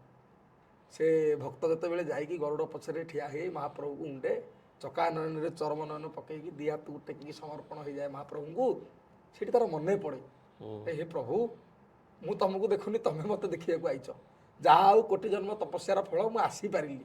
ସେତେବେଳେ ତ ଏତେ ସୁବିଧା ନଥିଲା ନା ଯିବା ପାଇଁ, ଚାଲିକି ଲୋକ ଯାଆନ୍ତି, ଘର ଦ୍ୱାର ଛାଡ଼ିକି ଚାଲିକି ଯାଆନ୍ତି ଲୋକ ଦେଖିବା ପାଇଁ, ଘରର ମାଲିକକୁ ଦେଖିବା ପାଇଁ ଯାଆନ୍ତି। ବାଡ଼ିରୁ ନଡ଼ିଆ ନେଇକି ଯାଇଥିବେ, ପ୍ରଥମ ଓଡ଼ିଆ ବାଡ଼ିରୁ ଯାହା ବାହାରିଲା ପ୍ରଥମ ହେଉଛି ମହାପ୍ରଭୁଙ୍କର, ଘରର ବଡ଼ ପୁଅ, ଏ କେ ମାଲିକ, ଘରର ବଡ଼ ପୁଅ। ତେଣୁ ଯେତେବେଳେ ଯାଏ ହାତ ଯୋଡ଼ିକି କହେ, ମହାପ୍ରଭୁ ଆଜି ମୁଁ ଯେଉଁ ଜାଗାରେ ଆସିକି ପହଞ୍ଚିଛି, ତମକୁ ଦର୍ଶନ କରିବାର ଯେଉଁ ସୌଭାଗ୍ୟ ପାଇଛି, ଏଥିରେ ମୋର ସାହି ପଡ଼ିଶା ବନ୍ଧୁ ପରିଜନ ମୋତେ ସାହାଯ୍ୟ କରିଛନ୍ତି। ମହାପ୍ରଭୁ ତାଙ୍କୁ ଟିକେ ଅନେଇଥିବ, ତାଙ୍କୁ ଟିକେ ଡାକିବ ଡୋରି ଲଗେଇକି। ଆମେ କହୁଛେ ନା ନାହିଁ, ମହାପ୍ରଭୁଙ୍କ ଡୋରି ନ ଲାଗିଲେ କିଏ ଦେଖିପାରିବନି, କେହି ଦେଖିପାରିବେନି। ତେଣୁ ଡୋରି ଯାଠି ଲାଗିଛି ସେ ଗଲା ଦେଖିବାକୁ, ସିଏ ଯାଇକି କହିଲା, ଅନ୍ୟ ଲୋକମାନେ ଯିଏ ଯାଇପାରୁନାହାନ୍ତି ସିଏ ଜଣେଇବେ, ମହାପ୍ରଭୁଙ୍କୁ ଟିକେ କହିବୁ, ଟିକେ ଡୋରି ଲଗେଇକି ଆମକୁ ଟିକେ ଡାକିବ। ଇଏ ହେଉଛି ଓଡ଼ିଆଙ୍କର ବିଶ୍ୱାସ ମହାପ୍ରଭୁଙ୍କୁ ନେଇ, ଆଉ ଇଏ ହେଉଛି ଭାଇଚାରା, ସାମ୍ୟବାଦର ପ୍ରତୀକ। ବାକି ମହାପ୍ରଭୁଙ୍କୁ ଦେଖିଲେ ବିଶ୍ୱର ସବୁଠୁ ବଡ଼ ଶାନ୍ତ, ମଧ୍ୟଯୁଗୀୟ ସାମନ୍ତବାଦୀ ପ୍ରଥା ତାଙ୍କ ପାଖରେ ନାହିଁ, ମହାପ୍ରଭୁଙ୍କ ପାଖରେ ପ୍ରଥା ନାହିଁ। ବୋଲେ ସବୁଠି ଦେଖିବେ ଆଗ ସେବ୍ୟ ଖାଇବ, ଜମିଦାର ଆଗ ଖାଇବ, ଚାକର ବାକର ପରେ ଖାଇବେ, ମହାପ୍ରଭୁଙ୍କର ଚାକର ବାକର ଆଗ ଖାଇବେ। ଆମେ ଓଡ଼ିଆ ଲୋକ କ'ଣ କରୁଛେ, କିଏ କ'ଣ କରୁଛି ମୁଁ କହିପାରିବିନି, ମୁଁ ମୋ କଥା କହୁଛି। ମୁଁ ଯେତେବେଳେ ଦେଉଳ ଯିବି, ଆଗ ଆନନ୍ଦ ବଜାରକୁ ଯିବି, ଆକଣ୍ଠ ପେଟୁଟିଏ ଖାଇଲା ପରେ ଯାଇକି ଦର୍ଶନ ହେବ। ଆଉ ଦର୍ଶନ କରିବାକୁ ଯାଇଥିବୁ ପେଟ ଆଡ଼େ ଟାଣୁଥିବୁ, ମହାପ୍ରଭୁ ଆମେ ଖାଉଟେ, ଆମେ ଖାଇବୁ। ଓଡ଼ିଆଙ୍କ ସହିତ ଏଇଟା ପାଇଁ ଲୀଳା ମହାପ୍ରଭୁଙ୍କର। ରାମାନୁଜାଚାର୍ଯ୍ୟ ଯେତେବେଳେ ଆସିଥିଲେ, ଏଠି ଯେଉଁ ନୀତିକାନ୍ତି ଚାଲିଥିଲା ମନ୍ଦିରର ଦେଖିକି ତାଙ୍କ ମନକୁ ଆସିଲାନି। କ'ଣ ଗୋଟେ ବର୍ଷକୁ 365 ଦିନ ଅନଡ଼ାଲମା, ନା ନା ବନ୍ଦ କର, ଏକାଦଶୀ ପାଳନ କର। ମହାପ୍ରଭୁ ଦିନକୁ ଦିନ ଝଡ଼ିଲେ, ତନୁ କ୍ଷୀଣ ହେଲା। ରାମାନୁଜାଚାର୍ଯ୍ୟଙ୍କୁ କହିଲେ, କହିଲେ କ'ଣ ନା ମୁଁ ଆଚାର୍ଯ୍ୟ, ମୋ ରୁଲ୍ ଆପଣ ମାନିବେ, ବାଧ୍ୟ ମାନିବାକୁ। ରାତିରେ ଡାକିଲେ ଗରୁଡ଼କୁ, ରାମାନୁଜାଚାର୍ଯ୍ୟଙ୍କର ସମସ୍ତ ଶିଷ୍ୟ ସହିତ ତାଙ୍କୁ ଟେକିକି ନେଇକି ଗଢ଼େଇ ଦେଲେ କେଉଁଠି, ରଙ୍ଗନାଥଙ୍କ ପାଖରେ। ରାମାନୁଜାଚାର୍ଯ୍ୟଙ୍କର ଯେତେବେଳେ ନେତ୍ର ଫିଟିଛି, ସେ ଅନେଇଛନ୍ତି, ମନ୍ଦ ମନ୍ଦ ଶୋଇକି ରଙ୍ଗନାଥ ଭଗବାନ ମୁସ୍କୁରୁଛନ୍ତି, ହସୁଛନ୍ତି। ଘଟଣା କ'ଣ ନା, ତମେ ଦକ୍ଷିଣ ସମ୍ଭାଳ, ତମେ ଓଡ଼ିଶାକୁ ଯାଆନି, ସେଠି ମୋ ଓଡ଼ିଆ ମାନେ ଅନ୍ନଡାଲମା ମୋତେ ଦେବେ ଖାଇବାକୁ। ସେଇ ମନ୍ତ୍ର ଗାନ ଗାଆନ୍ତୁ, ସ୍ତୁତି ନ ଗାଆନ୍ତୁ, ଗୋବିନ୍ଦ ଗୋବିନ୍ଦ ଗୋବିନ୍ଦ ହଉଥାନ୍ତୁ ଖାଲି ମୋ ଆଗରେ, ମୁଁ ସେଇଥିରେ ମୋତେ ଶ୍ରଦ୍ଧା, ସେଠି ମୋର ସେଇ ରୂପରେ ପୂଜା ହଉ, ମୁଁ ସେଇଥିରେ ଆନନ୍ଦିତ ହେଇକି ଅଛି। ସେ ପାନ ଖାଆନ୍ତୁ, ମୋତେ ପାନ ଦିଅନ୍ତୁ, ମୋର ବାରଣ ନାହିଁ। ତାଙ୍କ ସେ ଭାବଟା ମୋର ଦରକାର, ସେଇ ଓଡ଼ିଆ ଭାବ ନେଇଗଲେ ମୁଁ ଓଡ଼ିଆଙ୍କର ପ୍ରଭୁ। ମୁଁ ହେଉଛି ଓଡ଼ିଆଙ୍କର ପ୍ରଭୁ, ମହାପ୍ରଭୁ ହେଉଛନ୍ତି ଓଡ଼ିଆଙ୍କର ପ୍ରଭୁ। ହୁଁ ଓଡ଼ିଆ ଲୋକର ଯେ ମାନେ ଯେଉଁ ପ୍ରକାର ଜୀବନ ଶୈଳୀ, ମହାପ୍ରଭୁଙ୍କର ଯେତେ ରୀତିନୀତି ସବୁ ସେଇଭଳିଆ। ସେଇଭଳିଆ ହଁ। ଓଡ଼ିଆ ଲୋକ ଯିବ ଗାମୁଛା ପିନ୍ଧିକି ଗୋଟେ ବସିଥିବ ଖରାଦିନେ, ମହାପ୍ରଭୁ ଗାମୁଛା ପିନ୍ଧିକି ବସିବେ ଖରାଦିନେ। ହୁଁ ଓଡ଼ିଆ ଯେତେ ପଖାଳ ପ୍ରିୟ, ମହାପ୍ରଭୁ ସେତେ ପଖାଳ ପ୍ରିୟ। ମହାପ୍ରଭୁ ପଖାଳ ପ୍ରିୟ ହବାରୁ ଓଡ଼ିଆ ପଖାଳ ପ୍ରିୟ। ହୁଁ ଏଇଟା ବି କହିଲେ ଅତ୍ୟୁକ୍ତି ହବନି, ଏଇଟା ହେଉଛି ମୂଳ କାରଣ। ଆମ ଦିହ ପଖାଳ ଖାଆନ୍ତି ବୋଲି ଆମେ ପଖାଳ ଖାଉଛୁ। ହଁ ତେଣୁ ମହାପ୍ରଭୁଙ୍କର ବ୍ୟଞ୍ଜନ, ବେଶ, ଭୂଷା, ଯାନି, ଯାତ୍ରା, ପର୍ବ ପର୍ବାଣୀ, ରୀତି ନୀତି ସବୁଥିରେ ଓଡ଼ିଆ ଝଲକ ଅଛି। ମହାପ୍ରଭୁ ଓଡ଼ିଆକୁ ଛାଡ଼ିନାହାନ୍ତି। ହୁଁ ଦୈବାତ୍ ଦୁଃଖ ଲାଗୁଛି ଆଜିର ଏ ଓଡ଼ିଶାର ଯୁବ ସମାଜ ବା ଆଗାମୀ ପିଢ଼ି ଏମାନେ ସବୁ ଓଡ଼ିଶା କଲଚରଟାକୁ ନଷ୍ଟ କରିସାରିଲେ। ନଷ୍ଟ କରିଦେଉଛନ୍ତି। କିନ୍ତୁ ମହାପ୍ରଭୁ ସେଇଥିଲାଗି ବିଶାଳ ଭୋଜ ଦୁଇଟାକୁ ଉଠେଇକି ରଖିଛନ୍ତି। ଆସରେ ମୋ ପାଖକୁ ଆସ, ମୋ ପାଖକୁ ଯିଏ ଆସିବ ସେ କଲଚରଟାକୁ ଶିଖିବ। ଓଡ଼ିଆ କଣ ସେ ଶିଖିବ ଏଠିକି ଗଲେ, ହୁଁ ଓଡ଼ିଆ ରୀତିନୀତି କଣ ସେ ସେଠିକି ଗଲେ ଜାଣିବ। ଆଉ ଯିଏ ଦିଅଙ୍କ ପାଖକୁ ଯାଇଛି ସେ ଓଡ଼ିଶାର କଲଚରକୁ କେତେବେଳେ ଭୁଲିବ। ହୁଁ ସମ୍ପୂର୍ଣ୍ଣ ସମର୍ପଣ ତାଙ୍କୁ ଦରକାର, ସେ ଭକତ ଭାବରେ ବନ୍ଧା। ବହୁତ କବିମାନେ ବହୁତ ପ୍ରକାର କଥା ଲେଖିଛନ୍ତି ମହାପ୍ରଭୁଙ୍କୁ ନେଇକି। ଓଡ଼ିଶାରେ ଯେତିକି ଲେଖା ପ୍ରଚଳିତ ବୋଧହୁଏ ଅନ୍ୟ କେଉଁଠି ନାହିଁ। କିଛି ନାହିଁ। ଏଠି କିଏ ନିଜର କହିକି ମାନେ ପ୍ରେମ କରୁଛି, କିଏ ଗାଳି ଦେଉଛି, କିଏ କଳି କରୁଛି, କିଏ ଅଭିମାନ କରୁଛି, କିଏ ମାନ କରୁଛି। ବୋଧହୁଏ ସଂସାରରେ ଏମିତି କେଉଁ ଦିଅଙ୍କ ପାଖରେ ଏମିତି କେଉଁ ଲେଖା ନଥିବ। ମାନ ଅଭିମାନ ନଥିବ। ମାନ ଅଭିମାନ ଅଛି, କିନ୍ତୁ ତାତ୍ସଲ୍ୟ କରିକି ଲେଖିବା, ହୁଁ ଆତ୍ମୀୟତା ଭାବ, ଆତ୍ମୀୟତା ଭାବ ସବୁଠି ଦେଖାଯାଇଛି। କିନ୍ତୁ ଓଡ଼ିଆ ଅତି ଆତ୍ମୀୟତା ଭାବ ଦେଖାଇଛି ମହାପ୍ରଭୁଙ୍କୁ ନେଇ। ସେଥିଲାଗି ଗୋଟେ ଛୋଟିଆ ଷ୍ଟୋରି ଆମର ଆସେ 1866 ମସିହାରେ। ସେଥିରେ ଗଜପତି ଦିବ୍ୟସିଂହ ଦେବଙ୍କର 9 ଅଙ୍କରେ ପଡ଼ିଲା, 9 ଅଙ୍କ ଦୁର୍ଭିକ୍ଷ ଚହଳ ପଡ଼ିଗଲା ହୁଁ ଓଡ଼ିଶାରେ। 3 ଭାଗ ଲୋକଙ୍କୁ ଖାଇଗଲା ଗୋଟେ ମଡ଼କ ହୁଁ ଓଡ଼ିଶାର। ଚନ୍ଦନପୁର ଢଉ ଲାଗିଲେ, ମାନେ ମେଦିନୀପୁରରୁ ଚନ୍ଦନପୁର ଯାଏଁ ଧାଡ଼ି ଲାଗିଲେ। ଓଡ଼ିଆମାନେ ଚିନ୍ତା କଲେ ଏବେ ମରିବା ନିଶ୍ଚିତ, ଗଛ କୋଉଠି ନେଳି ଦିଶୁନି, ବାଉଁଶ ପତ୍ର ଖାଇକି ରହିଲେ। ସକାଳେ ଯିଏ ଶବ ନେଇକି ଯାଉଛି ରାତିରେ ସିଏ ଶବ ହେଇଯାଉଛି ନିଜେ। ହୁଁ ବାପା କହୁଛି ପୁଅରେ ତୁ ଯା ନା ଖାଦ୍ୟ ଆଣିବା ପାଇଁ, ତୁ ଆଇଲା ବେଳକୁ କାଳେ ମୁଁ ନଥିବି, ମୁଁ ମୁହଁରେ ନିଆଁ କିଏ ଦବ। ଏଇଭଳିଆ ପରିସ୍ଥିତି ଦିନ ଦେଖିଥିଲା ଏ ଓଡ଼ିଆ ଜାତି। ହୁଁ ସମସ୍ତେ ବିଚାର କଲେ ଯଦି ମରିବା ନିଶ୍ଚିତ ଏଠି କିଆଁ ମରିବା, ଚାଲ ବଡ଼ଦାନକୁ ଚାଲ, ଉଣ୍ଡିବା ତା ପତ ଭବନକୁ, ତା ସିଂହଦ୍ୱାରରେ ବସିବା, ସେଇଠି ମରିବା। ଆମ ଓଡ଼ିଆମାନଙ୍କର ସେଇଟା ହେଉଛି ଗୌରବ। ମରିବୁ ତ ତୋ ଦୁଆରେ ମରିବୁ, ତତେ ଚାହିଁକି ମରିବୁ। ଖବରଦାର ହାତ ପତେଇ କେହି ମାଗିବନି ମୁଠାଏ ଅବଢ଼ା, ଚାହିଁବନି କେହି ତା ପେଟ ନଳା ଆଡ଼କୁ। ଯଦି ମାଗିବ ଗୋଟିଏ ଜିନିଷ ମାଗିବ, କୋଢ଼ କୋଢ଼ ଶବମାନଙ୍କର ମୁକ୍ତି ଆଉ ପତିତ ପାବନ ଦର୍ଶନର ଭାଗ୍ୟ। ସେତେବେଳେ ଓଡ଼ିଆ ଛାତି ବାଡ଼େଇକି କହିଥିଲା। ହୁଁ କି ପ୍ରକାର ଦୃଶ୍ୟ ଦେଖନ୍ତୁ, ମଲା ନାତିକି କୋଳରେ ବସେଇକି ବୁଢ଼ୀ କାନ୍ଦୁଛି। ମହାପ୍ରଭୁ ଯେତେ ଦଉଥିବି ସେତେ ଖାଉଥିବୁ, ନ ଶୁଖିବ ତୋର ହାତ, ଲୋକେ କହୁଥିବେ ଖାଇବା ଠାକୁର ନୀଳାଚଳେ ଜଗନ୍ନାଥ, ନୀଳାଚଳେ ଜଗନ୍ନାଥ। ସ୍ୱାମୀ ବାହୁନି କି କାନ୍ଦୁଛି, ତା ସ୍ତ୍ରୀ ମରିକି ପଡ଼ିଛି, ସ୍ତ୍ରୀ କାନ୍ଦୁଛି, ସ୍ୱାମୀ ମରିକି ପଡ଼ିଛି। ଏଇଭଳିଆ ମାନେ କରୁଣ ଦୃଶ୍ୟ ଦେଖିଥିଲା ଓଡ଼ିଶା। ସେତେବେଳେ ଥାନ୍ତି ବାଲଟିଅର ସାହେବ, ପୁରୀର ତତ୍କାଳୀନ କଲେକ୍ଟର। ହୁଁ ଗଜପତିକି ଡାକିଲେ ଦିବ୍ୟସିଂହ ଦେବ ମହାରାଜକୁ, କହିଲେ ଏତେକ ଲୋକ ଆସିଲେଣି, ଏରା ମରିବେ, ଗନ୍ଧ ହବ, ଏଠି ଭୂତାଣୁ ସୃଷ୍ଟି ହେବେ, ମଲେ ଶବ ସତ୍କାର ହେଇପାରିବନି, ହୁଁ କ'ଣ କରିବା?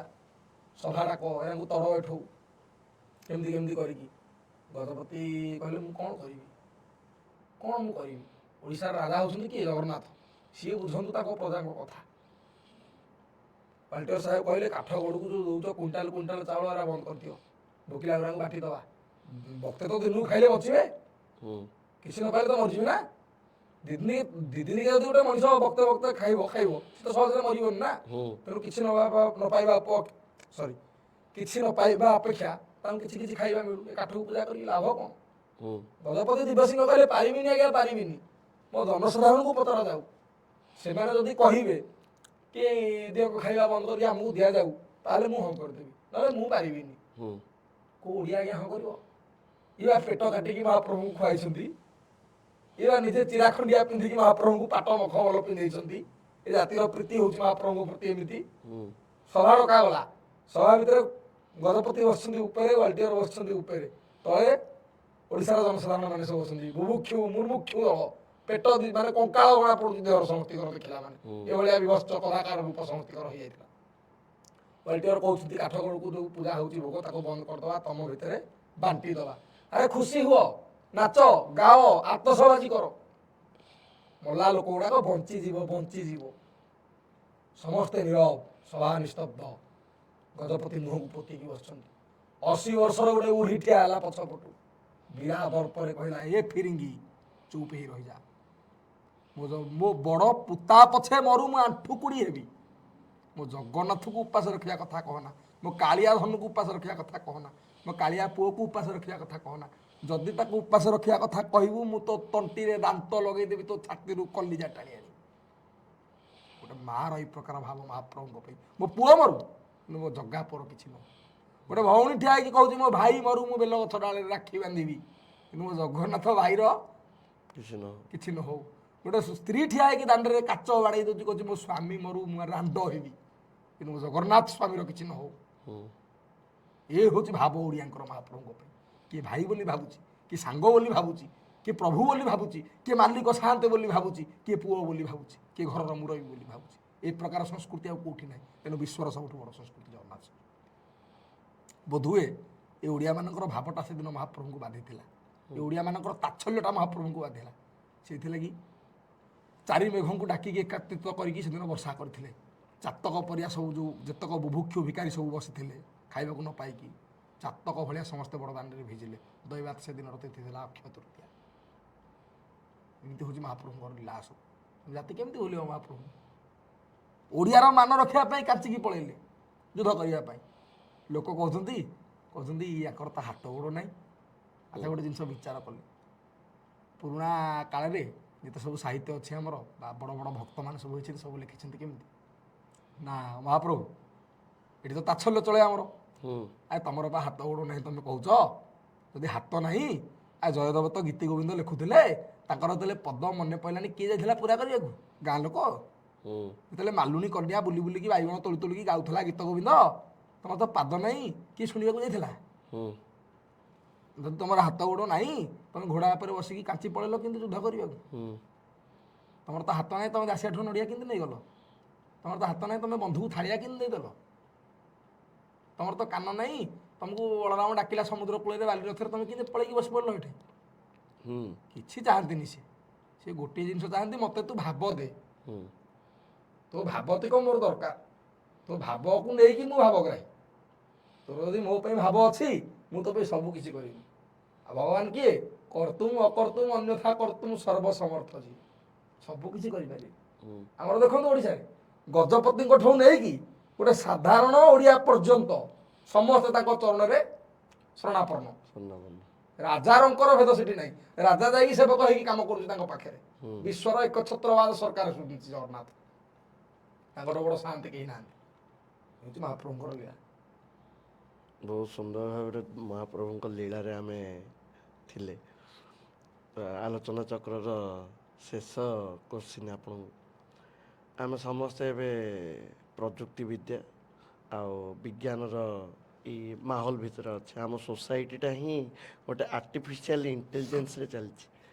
ତ ପଚାରିବାକୁ ଚାହିଁବି, ଆର୍ଟିଫିସିଆଲ ଇଣ୍ଟେଲିଜେନ୍ସ ଯେଉଁ ଦୁନିଆରେ ସ୍ପିରିଚୁଆଲ ଇଣ୍ଟେଲିଜେନ୍ସଟା କ'ଣ କମିଯାଉଛି କି ଆପଣଙ୍କୁ ଲାଗୁଛି? ଆମେ ଧୀରେ ଧୀରେ ଜଗନ୍ନାଥ ସଂସ୍କୃତି କି ରାମଚନ୍ଦ୍ର ଆଉ କୃଷ୍ଣ ଆଙ୍କମାନଙ୍କର ଯେଉଁ ଭାବଭକ୍ତି, ଆଙ୍କମାନଙ୍କର ଯେଉଁ ଲୀଳା, ଆଙ୍କମାନଙ୍କର ଯେଉଁ ଭାବାଦର୍ଶରୁ ଆମେ ଦୂରେଇ ଯାଉଛେ କି? ଦେଖନ୍ତୁ, କିଛି ଲୋକ ଡାଇଭର୍ଟ ହେଉଛନ୍ତି, ସମ୍ପୂର୍ଣ୍ଣ ବନ୍ଦ ହେବନି। ଶାସ୍ତ୍ର କହିଲେ ୟାବତ ସ୍ଥାସ୍ୟନ୍ତି ଗିରୟଃ ସରିତଶ୍ଚ ମହିତଲେ ତାବତ ରାମାୟଣ କଥା ଲୋକେଷୁ ପ୍ରଚଲିଷ୍ୟତି, ତାବତ ଭାଗବତ କଥା ଲୋକେଷୁ ପ୍ରଚଲିଷ୍ୟତି, ତାବତ ଜଗନ୍ନାଥ କଥା ଲୋକେଷୁ ପ୍ରଚଲିଷ୍ୟତି। ଯେ ପର୍ଯ୍ୟନ୍ତ ପୃଥିବୀରେ ବାଲି ରେଣୁ ଗୋଡ଼ି ପର୍ବତ ପାହାଡ଼ ନଦୀ ବୃକ୍ଷ ଲତା ପ୍ରକୃତି ଅଛି, ପ୍ରକୃତି ସେ ପର୍ଯ୍ୟନ୍ତ ଭଗବତଙ୍କର ସତ୍ତା, ଭଗବତଙ୍କର କଥା, ଭଗବାନଙ୍କର କଥା ଆଲୋଚନା ଚାଲିଥିବ। କେମିତି? ସାଇକୋଲୋଜିକାଲ ସାଇକେଲ ଅର୍ଡରରେ, ସାଇକେଲିକ ଅର୍ଡରରେ ସତ୍ୟଯୁଗ, ତ୍ରେତା ଯୁଗ, ଦ୍ୱାପର ଯୁଗ, କଳିଯୁଗ, ପୁଣି ସତ୍ୟଯୁଗ, ତ୍ରେତା ଯୁଗ, ଦ୍ୱାପର ଯୁଗ, କଳିଯୁଗ, ସାଇକେଲିକ ଅର୍ଡରରେ ହିଁ ଚାଲିବ। ଇଏ ବନ୍ଦ ହେବାର ନାହିଁ। ସାଇନ୍ସ ମୁଣ୍ଡ ପିଟି ପିଟିକି ହାରିଯିବ ପଛେ, ଏ କାଳଚକ୍ର ଗଣନା ଭିତରେ ସେ ପଶିପାରିବନି। ସାଇନ୍ସର ଯେଉଁଠି ଶେଷ, ପୁରାଣ ସେଇଠୁ ହେଉଛି ଆରମ୍ଭ। ମୁଁ ଗୋଟେ ସାଇନ୍ସ ଷ୍ଟୁଡେଣ୍ଟ ହିସାବରେ ସେ କଥା କହୁଛି। ପ୍ରତ୍ୟେକ ଜିନିଷର ସ୍ପଷ୍ଟ ପ୍ରମାଣିତ ହେଇକି ପ୍ରମାଣ କରାଯାଇଛି। ଯିଏ ଯେଉଁ ହିସାବରେ ଖୋଜିଲା ତାକୁ ସେ ସେଇ ହିସାବରେ ସେ ପାଇବ। ତା ଭିତରୁ ସବୁ ରସ ତା ଭିତରେ ବର୍ଣ୍ଣନା ହେଇକି ଅଛି। ଗୋଟିକ ମୁଣ୍ଡୁ ଖୋଜିବା ବାଲାର ଦୃଷ୍ଟିଭଙ୍ଗୀ ଦରକାର। ଯିଏ କେଉଁ ହିସାବରେ ଖୋଜିବାକୁ ଚାହୁଁଛି, ଯିଏ ଜ୍ଞାନ ପାଇବାକୁ ଚାହିଁବ ସେ ଜ୍ଞାନ ପାଇବ, ଯିଏ ଭାଷା ସାହିତ୍ୟ ପାଇବାକୁ ଚାହିଁବ ସେ ଭାଷା ସାହିତ୍ୟ ପାଇବ, ଯିଏ ଟେକ୍ନୋଲୋଜି ଖୋଜିବ ସେ ତା ଭିତରେ ଟେକ୍ନୋଲୋଜି ବି ପାଇବ। ଏଭ୍ରିଥିଙ୍ଗ ଅଛି ତା ଭିତରେ। ଏମିତି ଗୋଟେ ଜିନିଷ ନାହିଁ କୋଉଟା ଶାସ୍ତ୍ର ଭିତରେ ନାହିଁ। ଆମେ ଯେମିତି କହୁଛେ ଯେ ଏଆଇ ଇଣ୍ଟେଲିଜେନ୍ସଟା ହେଉଛି ସବୁଠୁ ମାନେ ଇମ୍ପୋର୍ଟାଣ୍ଟ, ମୋଷ୍ଟ ଇମ୍ପୋର୍ଟାଣ୍ଟ। ଆଜିକାଲି ଏଆଇ ନଥିଲେ କିଛି ହେଉନି। ଆଚ୍ଛା ତ ଆମେ ଏଆଇକୁ ଜଗନ୍ନାଥ ସଂସ୍କୃତି ସହିତ କେମିତି ତୁଳନା କରିବା, ଗୋଟେ ଏକ୍ଜାମ୍ପଲ ଦେଇକି ବୁଝାନ୍ତୁ। ଏଇ କ'ଣ ତୁଳନା କରିବା ଜଗନ୍ନାଥ ସଂସ୍କୃତି ସହିତ? ଏହାର ତ କିଛି ଭୂମିକା ନାହିଁ। ତାଙ୍କ ପାଖରେ କ'ଣ ଏଆଇ ହେଇପାରିବ? ମାନେ ଯେମିତି ଆମେ କହିଲେ ଏଆଇରେ କ'ଣ ହେଉଛି? ଏଇସବୁ ଜିନିଷଟାକୁ ବନଉଛନ୍ତି କି କ'ଣ କରୁଛନ୍ତି? ମନ୍ଦିର ଭିତରୁ ତ ସେଟା କିଛି ଆଲାଉ ନାହିଁ। ହୁଁ ଯଦି ଯାଉଥାନ୍ତା ତାର କିଛି ଗୋଟେ ରିଲେସନ୍ ଥାନ୍ତା କି କ'ଣ ହେଇଥାନ୍ତା, ତ ହଜାର ହେଲେ ବି ତା ଭିତରୁ କ'ଣ ଯିବ? ହୁଁ ସେଠି ତ ସବୁ ପାରମ୍ପରାରେ ଚାଲିଛି। ଆମେ କହିବା ଟେକ୍ନୋଲୋଜି କ'ଣ ତା ଭିତରେ ପଶୁଛି ସମ୍ପୂର୍ଣ୍ଣ? ହୁଁ। ଯଦି ପଶିଥାନ୍ତା ତାହେଲେ କ'ଣ ପାଇଁ ମାଟି ହାଣ୍ଡିରେ ରୋଷେଇ ହେଉଥାନ୍ତା? କ'ଣ ପାଇଁ କାଠ ଜାଳିକି ରୋଷେଇ ହେଉଥାନ୍ତା? କିନ୍ତୁ ସେଟା ମାଟି ହାଣ୍ଡିରେ ଯେଉଁ ରୋଷେଇ ହେଉଛି, 7ଟା ମାଟି ହାଣ୍ଡି ବସିଲେ ସେଇଟା ତଳଟା ଉଠାନ୍ତୁ, ଏଇଟା ବିବାଦ, ଏଇଟା ନୁହଁ, ଏଇଟା ଠିକ୍ ନୁହଁ, ଏଇଟା ବିବାଦ ଜିନିଷ, ଏଇଟାକୁ ଉଠାନ୍ତୁନି। ଶୁଣୁ, ଏଇଟା ବହୁତ ଇସ୍ୟୁ ତା ଭିତରେ ଅଛି। ହୁଁ ହୁଁ। ତ ଆଉ ଆମେ ଆଉ ଗୋଟେ ଜିନିଷ ଗୁଡ଼ାକ ଆଲୋଚନା କଲେ ମାନେ ଦେଖନ୍ତୁ ଏଗୁଡ଼ା କ'ଣ ଆଉ ସେଗୁଡ଼ା କହିଲେ ପୋଡ଼କାଷ୍ଟ ହାଇଲାଇଟ୍ ହେବ କିନ୍ତୁ ସୋଦା ପୁଞ୍ଜି ମିଳିବ ହୁଁ ଆଉ କିଛି ନୁହଁ। ଆଜିକାଲି ଲୋକ ସତ୍ୟ ବୁଝିବାକୁ ଚାହାନ୍ତିନି। ଆଚ୍ଛା, ଆଜିକାଲି ଲୋକ ସତ୍ୟ ଜାଣିବାକୁ ଚାହାନ୍ତିନି। ତାହେଲେ ଏଇ କୋଶ୍ଚିନ୍ ଆମେ ଏଣ୍ଡ କରିଦେବା। ଏଇ କୋଶ୍ଚିନ୍ଟା ରଖନ୍ତୁନି।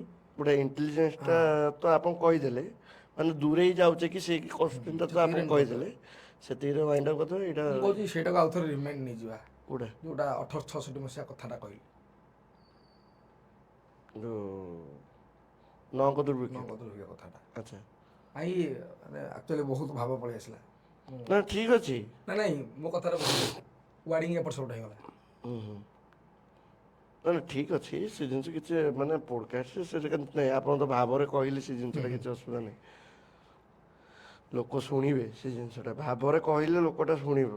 ଆପଣ ଯଦି ସବୁ ସ୍କ୍ରିପ୍ଟେଡ୍ କରିବେ, ଭାବରେ କହିଲେ ଲୋକ ଶୁଣିବେ ଯେ ମାଇଥୋଲୋଜି ଜିନିଷ କହିବାକୁ ହେଲେ ଭାବରେ ବୁଡ଼ିକି ମନଟାକୁ ବାହାର କରିବାକୁ ପଡ଼ିବ। ହୁଁ ସିଧା କଥା, ଏ ଭଗବାନ ଶଙ୍କରଙ୍କର ବାଣୀ। ଭାବ ପୁରା ବୁଡ଼ିଗଲେ ବକ୍ତା କହିପାରିବନି କଥା। ହୁଁ, ପ୍ରପର ଡାଟା ଦରକାର। ଭାବରେ ବୁଡ଼ିଗଲେ କଥା କହିହେବନି। ତେଣୁ ଭାବରେ ରହିକି ଭାବକୁ ବାହାର କରିବାକୁ ପଡ଼ିବ। ହୁଁ ଭାବରୁ ବାହାରିଲେ କଥା କହିହେବ। ଭାବରେ ଜଣେ ବୁଡ଼ିଲେ କଥା କହିବା ସମ୍ଭବ ନୁହେଁ। ହୁଁ ଲାଖିବ ଯିବ ନିଶ୍ଚିତ ରୂପରେ, ଯେଡ଼େ ବଡ଼ ବକ୍ତା ହେଇଥାଉ, ହୁଁ ସ୍ପଷ୍ଟବାଦୀ ହେଇଥାଉ, ଲାଖିଯିବ। ଆପଣଙ୍କ ଭାବ ବା ସେମିତି ଜିନିଷ ଗୋଟେ। ଭାବ ସାଧାରଣ ଜିନିଷ ନୁହଁ, ଭାବଟା ପାଇବାଟା ବହୁତ କଷ୍ଟ। କେଉଁ ମୁହୂର୍ତ୍ତରେ ସେ ଦୟା କରି କାହାକୁ ଦେଉଛନ୍ତି ଭାବ, ତାଙ୍କ ବିନା ଅନୁମତିରେ ତାଙ୍କ ଭାବ ପାଇବାଟା ବି କଷ୍ଟ। ତାଙ୍କ ପାଖରେ ଠିଆ ହେଇକି ଗରୁଡ଼ ଖମ୍ବ ପଛରେ ହଜାର ହଜାର ଭକ୍ତ ଯାଇକି ଠିଆ ହେଉଛନ୍ତି। ସମସ୍ତେ କ'ଣ କାନ୍ଦି ପାରୁଛନ୍ତି? ହୁଁ ସମସ୍ତେ କାନ୍ଦି ପାରିବେନି। ମିଛ କାନ୍ଦ ଚଳିବନି ସେ ଜାଗାରେ, ହୁଁ ଅନ୍ତରରୁ କାନ୍ଦ ଆସିବା ଦରକାର। ଆଉ ସେଇଟାକୁ ଅନ୍ତର କାନ୍ଦଟାକୁ ମହାପ୍ରଭୁ ଗ୍ରହଣ କରନ୍ତି। ହୁଁ କ'ଣଟେ ସେ ନେବେ କି ଆମଠୁ? ରତ୍ନାକରସ୍ତି ସଦନମ୍ ଗୃହିଣୀ ଚ ପଦମା କିମ୍ ଦେମସ୍ତି ପଦମେ ଜଗଦୀଶ୍ୱରା। ମହାପ୍ରଭୁ ତୁ ତ ନିଜେ କ୍ଷୀର ସମୁଦ୍ର ଉପରେ ରହିଲା ବାଲା, ତୋ ପତ୍ନୀ ତ ହେଉଛନ୍ତି ମହାଲକ୍ଷ୍ମୀ, ତୋତେ କ'ଣଟେ ଦେବି ମୁଁ? କ'ଣଟେ ଅଛି ମୋ ପାଖରେ? ହୁଁ କ'ଣଟେ ତୋତେ ଦେଇପାରିବି ମୁଁ? ତୁ ତ ସର୍ବତନ୍ତ୍ର ସ୍ୱତନ୍ତ୍ର, ହୁଁ ମୁଁ ତୋତେ କ'ଣଟେ ଦେଇପାରିବି? ସ୍ୱବଶ ଜୀବ ପରବଶ ଜୀବ ସ୍ୱବଶ ଭଗବନ୍ତା। ଜୀବ ହେଉଛି ପର ଅଧୀନ, ହୁଁ ଭଗବାନ ହେଉଛନ୍ତି ମାନେ ଇଏ ସ୍ୱବଶ, ନିଜ ଅଧୀନରେ। ତାଙ୍କୁ କେହି ଅଧୀନତାରେ ରଖିପାରିବେନି। ହୁଁ ସିଏ ଗୋଟେ ଜଣ ମାନେ ସିଏ କେବଳ ଭକ୍ତର ଅଧୀନରେ। ତାଙ୍କ ଭକ୍ତ ଯିଏ ରହିଲା ସିଏ ତା ଅଧୀନକୁ ପଳେଇବେ। ଭକ୍ତ ତାଙ୍କୁ ଯେମିତି ଡାକିଲା, ଯେଉଁ ଭଳିଆ ଲୀଳା ତାଙ୍କଠୁ ଚାହିଁଲା, ସେ ଭକ୍ତ ଭାବରେ ବନ୍ଧା ହେଇକି ସେ ଲୀଳା କରିଦିଅନ୍ତି। ହୁଁ ହୁଁ ଏଟା ତାଙ୍କର ବଡ଼ ପୁଅ। ଭକ୍ତର ମାନ ସେ ରକ୍ଷା କରନ୍ତି। ପିତାମହ ଭୀଷ୍ମଙ୍କର ସେମିତି ମାନ ରକ୍ଷା କଲେ। ଇଏ ପ୍ରତିଜ୍ଞା କଲେ କ'ଣ, ମହାଭାରତରେ ମୁଁ ଅସ୍ତ୍ର ଉଠେଇବିନି। ଭୀଷ୍ମ କହିଲେ କ'ଣ, ମୁଁ ପ୍ରତିଜ୍ଞା କରୁଛି ତୋ ହାତରୁ ଅସ୍ତ୍ର ଉଠେଇଦେବି, ନହେଲେ ମୁଁ ଗଙ୍ଗା ପୁଅ ଶାନ୍ତନୁ ବିହାରୀ ନୁହଁ। ଯେତେବେଳେ ଅର୍ଜୁନଙ୍କ ଭୀଷ୍ମଙ୍କର ଯୁଦ୍ଧ ଚାଲିଛି, ବାଣ ମାରିକି ଅର୍ଜୁନକୁ ବିନ୍ଧିଦେଲେ, ଯେତେବେଳେ ବାସୁଦେବ କହିଲେ ଅର୍ଜୁନ ମାରୁନୁ, ଏ କ'ଣ ସାଧାରଣ ଯୋଦ୍ଧା, ପିତାମହ ଭୀଷ୍ମକୁ ମାରିବାଟା କ'ଣ ସହଜ କଥା? ବାସୁଦେବ ରଥ ଉପରୁ ଡେଇଁ ପଡ଼ିଲେ ଚକ ଖଣ୍ଡେ ଧରିକି, ରଥ ଚକା ଧରିଲେ, ପୃଥିବୀ ଟଳମଟଳ ହେଲାଣି। ବାସୁଦେବ ପ୍ରତିଜ୍ଞା ଭାଙ୍ଗିଲେ। ପରମାତ୍ମା ଯେତେବେଳେ ପ୍ରତିଜ୍ଞା ଭାଙ୍ଗିବ, ପୃଥିବୀ ତା ସତ୍ତା ସମ୍ଭାଳି ପାରିବ କି ଆଉ? ମହାପ୍ରଭୁ କ'ଣ କଲେ, ଦୟାବନ୍ତ ହେଇକି କାନ୍ଧରୁ ଉତ୍ତରୀ ଗଡ଼େଇ ଦେଲେ ତଳକୁ। ଉତ୍ତରୀ ପଇଲା ତଳେ, ପୃଥିବୀ ଶାନ୍ତ ହ ଶାନ୍ତ ହ, ମୋ ଭକ୍ତ ଲାଗି ମୁଁ ପ୍ରତିଜ୍ଞା ଭାଙ୍ଗିଛି। ଭୀଷ୍ମ ହାତ ଯୋଡ଼ିଦେଲେ, କହିଲେ ଧନ୍ୟ ହେଲି କେଶବ, ଆଜି ଧନ୍ୟ ହେଲି। ମୋ ଭଳିଆ ଛାର ଅକିଞ୍ଚନ ପାଇଁ ତୁ ତ ପ୍ରତିଜ୍ଞା ଭାଙ୍ଗିଦେଲୁ। ମୋ ପ୍ରତିଜ୍ଞାକୁ ବଞ୍ଚାଇବୁ ବୋଲି। ହୁଁ। କିନ୍ତୁ ସିଏ ହେଉଛନ୍ତି ବାବା, ଇଏ ହେଉଛି ତାଙ୍କ ଦୟା, ଭକ୍ତ ପାଇଁ କିଛି ବି କରିବେ। କିଛି ବି କରିପାରିବେ, କିଛି ବି। ତାହେଲେ ଏଇଠି ଆମେ ଏଣ୍ଡ କରିବା, ଖାଲି ଲାଷ୍ଟଟା ଆପଣଙ୍କୁ ଇଏ କରିଦେଇକି ରେଡ଼ି 1 2 3 ଷ୍ଟାର୍ଟ। ତ ଭକ୍ତ ଭଗବାନ, ତିନି ଯୁଗର ଭଗବାନ ଅବତାର, ସମସ୍ତଙ୍କର ଗୋଟେ ଲୀଳାଚକ୍ରର କଥା ଭିତରେ ଆମେ ଏତେ ସମୟ ହେଲା ବାନ୍ଧିକି ରହିଥିଲେ। ପରିଶେଷରେ ଆପଣଙ୍କ BFT ପଡ଼କାଷ୍ଟ ତରଫରୁ ବହୁତ ଧନ୍ୟବାଦ, ବହୁତ ବହୁତ ଧନ୍ୟବାଦ। ଆପଣଙ୍କର ବହୁମୂଲ୍ୟ ସମୟ ଦେଇ ଏତେ ଜ୍ଞାନର କଥା, ଆମେ ଭକ୍ତର କଥା କହିଲେ ଆପଣ। ତ ଜୟ ଜଗନ୍ନାଥ। ସବୁ ତାଙ୍କର ଇଚ୍ଛା, ତାଙ୍କ ଇଚ୍ଛାରେ ମୁଁ ଏଠିକି ଆସିଛି। ତେଣୁ ମହାପ୍ରଭୁଙ୍କ ଲୀଳା ସିଏ ଜାଣିଥିବେ। ସବୁ ଶେଷରେ ଜୟ ଜଗନ୍ନାଥ। ଜୟ ଜଗନ୍ନାଥ। ଏଇଟା ତ ଗଲା, ଆଉ ଗୋଟେ ଖାଲି ଆପଣ ଆମର ଚ୍ୟାନେଲକୁ ଆସୁଛନ୍ତି ବୋଲି ଗୋଟେ ଖାଲି ଇଣ୍ଟ୍ରୋଡକ୍ସନଟା, ଆଚ୍ଛା, କ'ଣ ସେଇଟା କହିବି? ସେଇଟା ଆପଣ ଯେମିତି ପଡ଼କାଷ୍ଟରେ ଆରମ୍ଭ କରନ୍ତି କଥା ଗୁଡ଼ାକ, ମୁଁ ସେମିତି କିଛି ଆରମ୍ଭ କରିନି କୋଉଠି, କହିଛି ଆଚ୍ଛା କିଛି ମୁଁ। ଆପଣ କହିବେ, ନହେଲେ ମୁଁ ଚନ୍ଦନ ପଣ୍ଡା ଆପଣଙ୍କୁ ଲୋକ ଯେଉଁ ହିସାବରେ ଜାଣିଛନ୍ତି, ସେଇଟା କ'ଣ ଦରକାର? ମାନେ ଆମେ ଏଇଟା କରୁଛେ ଏଥିପାଇଁ କି ଆପଣ ଗୋଟେ ଏଇଟା ଡେଟ୍ରେ ଆସିବେ, ଲୋକ ଟିକେ ଗୋଟେ ଶୁଣିବେ ଜିନିଷ ବୋଲି। ଦେଖନ୍ତୁ କ'ଣ ହେଉଛି, ହୁଁ ତାର ବିରୋଧ ଟିକେ ମୁଁ କ'ଣ ପାଇଁ ହୁଁ ନା, ଆତ୍ମନାମ ଗୁରୁ ନାମ ନାମାତି କୃପଣସ୍ୟ ଚ। ଆତ୍ମନାମ ମୁଁ ଅମକ କରିବାକୁ ଆଇଛି, ଏଇଟା ଗୋଟେ ଭଲ ଜିନିଷ ନୁହଁ ମାଇଥୋଲୋଜିକାଲି। ଆଚ୍ଛା ଶାସ୍ତ୍ର ସିଧା ମନା କଲେ, ଆତ୍ମନାମ ଗୁରୁର୍ନାମ ନାମାତି କୃପଣସ୍ୟ ଚ। ଜ୍ୟେଷ୍ଠପୁତ୍ର କଳତ୍ରୟ, ନିଜ ନାଁ କେତେବେଳେ ଧରାଯାଏନି କୋଉଠି, ଆଚ୍ଛା ଗୁରୁଙ୍କ ନାଁ ନିଆଯାଏନି। ନାମାତି କୃପଣସ୍ୟ ଚ, ଅତି କୃପଣ ବ୍ୟକ୍ତିର ନାଁ ଧରାଯାଏନି। ହୁଁ ହୁଁ ଜ୍ୟେଷ୍ଠ ପୁତ୍ରର ନାଁ ଧରାଯାଏନି। କଳତ୍ରୟ, ସ୍ୱାମୀ ସ୍ତ୍ରୀ ନାଁ ଧରିବନି କି ସ୍ତ୍ରୀ ସ୍ୱାମୀ ନାଁ ଧରିବନି। ହୁଁ ଏବେ ବି ଆମ ଘର ମାନଙ୍କରେ ସବୁ ଚାଲିଛି। ଆମ ମୋ ନନା ହେଉଛନ୍ତି ସେକେଣ୍ଡ ଘରେ, ଦଦେଇ ହେଉଛନ୍ତି ବଡ଼ ପୁଅ। ଦଦେଇ ମାନେ ବଡ଼ ବାପା, ବଡ଼ ମୋ ବାପା ମା ମାନେ ଜେଜେବାପା ଜେଜେମା ଦଦେଇଙ୍କ ନାଁ ଧରିବେ ବଡ଼ ପୁଅ। ବଡ଼ ପୁଅର ନାଁ ଧରନ୍ତୁନି ବାପା ମା। ବଡ଼ ପୁଅ ଆସିଲୁ, ବଡ଼ ପୁଅକୁ ଟିକେ ଫୋନ୍ କଲୁ। ଏମିତି ଗୋଟେ ଅଛି ଗୋଟେ, ଆମର ତ ଆମ ଘରେ ତ ଧରନ୍ତି ନା। କଲଚର ଲୋକ ଭୁଲି ଯାଉଛନ୍ତି ନା ଧୀରେ ଧୀରେ। ମାନେ ନାଁ ଧରିବା କଥା ନୁହଁ, କ'ଣ ପାଇଁ? ଧରିବା କଥା ନୁହଁ, ଶାସ୍ତ୍ର କହିଛନ୍ତି। ଆଚ୍ଛା କ'ଣ ପାଇଁ ତାର ମେ ବି କିଛି କଜ୍ ଥିବ, ବିଶ୍ଳେଷଣ ଦେଖିବାକୁ ଗଲେ ମିଳିବ। କଜ୍ ତ ଥିବ ନିଶ୍ଚିତ ନା। ହୁଁ ହୁଁ ଗୋଟେ କୃପଣ ବ୍ୟକ୍ତିର ନାଁ, ଏଇଟା ଯେମିତି କହୁଛୁ ଗୋଟେ ଆନାଲିସିସ୍ ସିମ୍ପଲ୍, ଗୋଟେ କୃପଣ ବ୍ୟକ୍ତିର ନାଁ ଆମେ ଧରିବାନି। ତା ନାଁଟା ହେଲେ ତା କଥାଟା ମନକୁ ଆସିବ, କାଳେ ଆମକୁ କୃପଣତା ଲାଗିଯିବ। ହୁଁ କିନ୍ତୁ ବଡ଼ ପୁଅର ନାଁ ଧରିବା କଥା ନୁହଁ, କାହିଁକି ବଡ଼ ପୁଅ ହେଉଛି ବାପାର ଅଂଶ। ହୁଁ ବାପାର ଅଂଶ।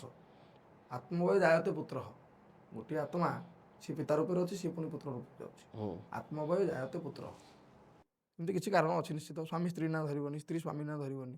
ଆମେ କହିବା ଆଜିକାଲି ତ ସବୁ ଧରୁଛନ୍ତି, ତୁ ତାତ କରୁଛନ୍ତି। କ'ଣ ପାଇଁ ଧରନ୍ତିନି? ଆମ ପୁରୁଣା ପରମ୍ପରାକୁ ଗଲେ ଆର୍ଯ୍ୟପୁତ୍ର ଡକା ହେଉଛି। ସୀତା କହୁଥିଲେ ଆର୍ଯ୍ୟପୁତ୍ର, ରୁକ୍ମିଣୀ କହୁଥିଲେ ଆର୍ଯ୍ୟପୁତ୍ର, ସମ୍ବୋଧନ ନଥିଲା। ନା କାହିଁକି ଧରନ୍ତି? ନା କେହି ଧରନ୍ତି, ଯେହେତୁ ମନା କରାହେଇଛି କିଛି କାରଣ ଥିବ ନିଶ୍ଚିତ ରୂପରେ। ସେ କାରଣ ପର୍ଯ୍ୟନ୍ତ ହୁଏତ ଆମେ ପହଞ୍ଚିନେ, ପହଞ୍ଚି ପାରିବା ନ ପାରିବା ସେଇଟା ତ ପରର କଥା। ଯେହେତୁ ଶାସ୍ତ୍ର ଆମକୁ ଆଜ୍ଞା ଦେଉଛି, ତାକୁ ଆମେ ଉଲ୍ଲଙ୍ଘନ ନ କରିବାଟା ଭଲ। ଠିକ୍ ଅଛି, ଆପଣ ତ ଇଣ୍ଟ୍ରୋଡକ୍ସନ୍ କହିଲେ, ଆପଣ ଯାହା ଇଣ୍ଟ୍ରୋ କରିବା କଥା କରିଦେବେ।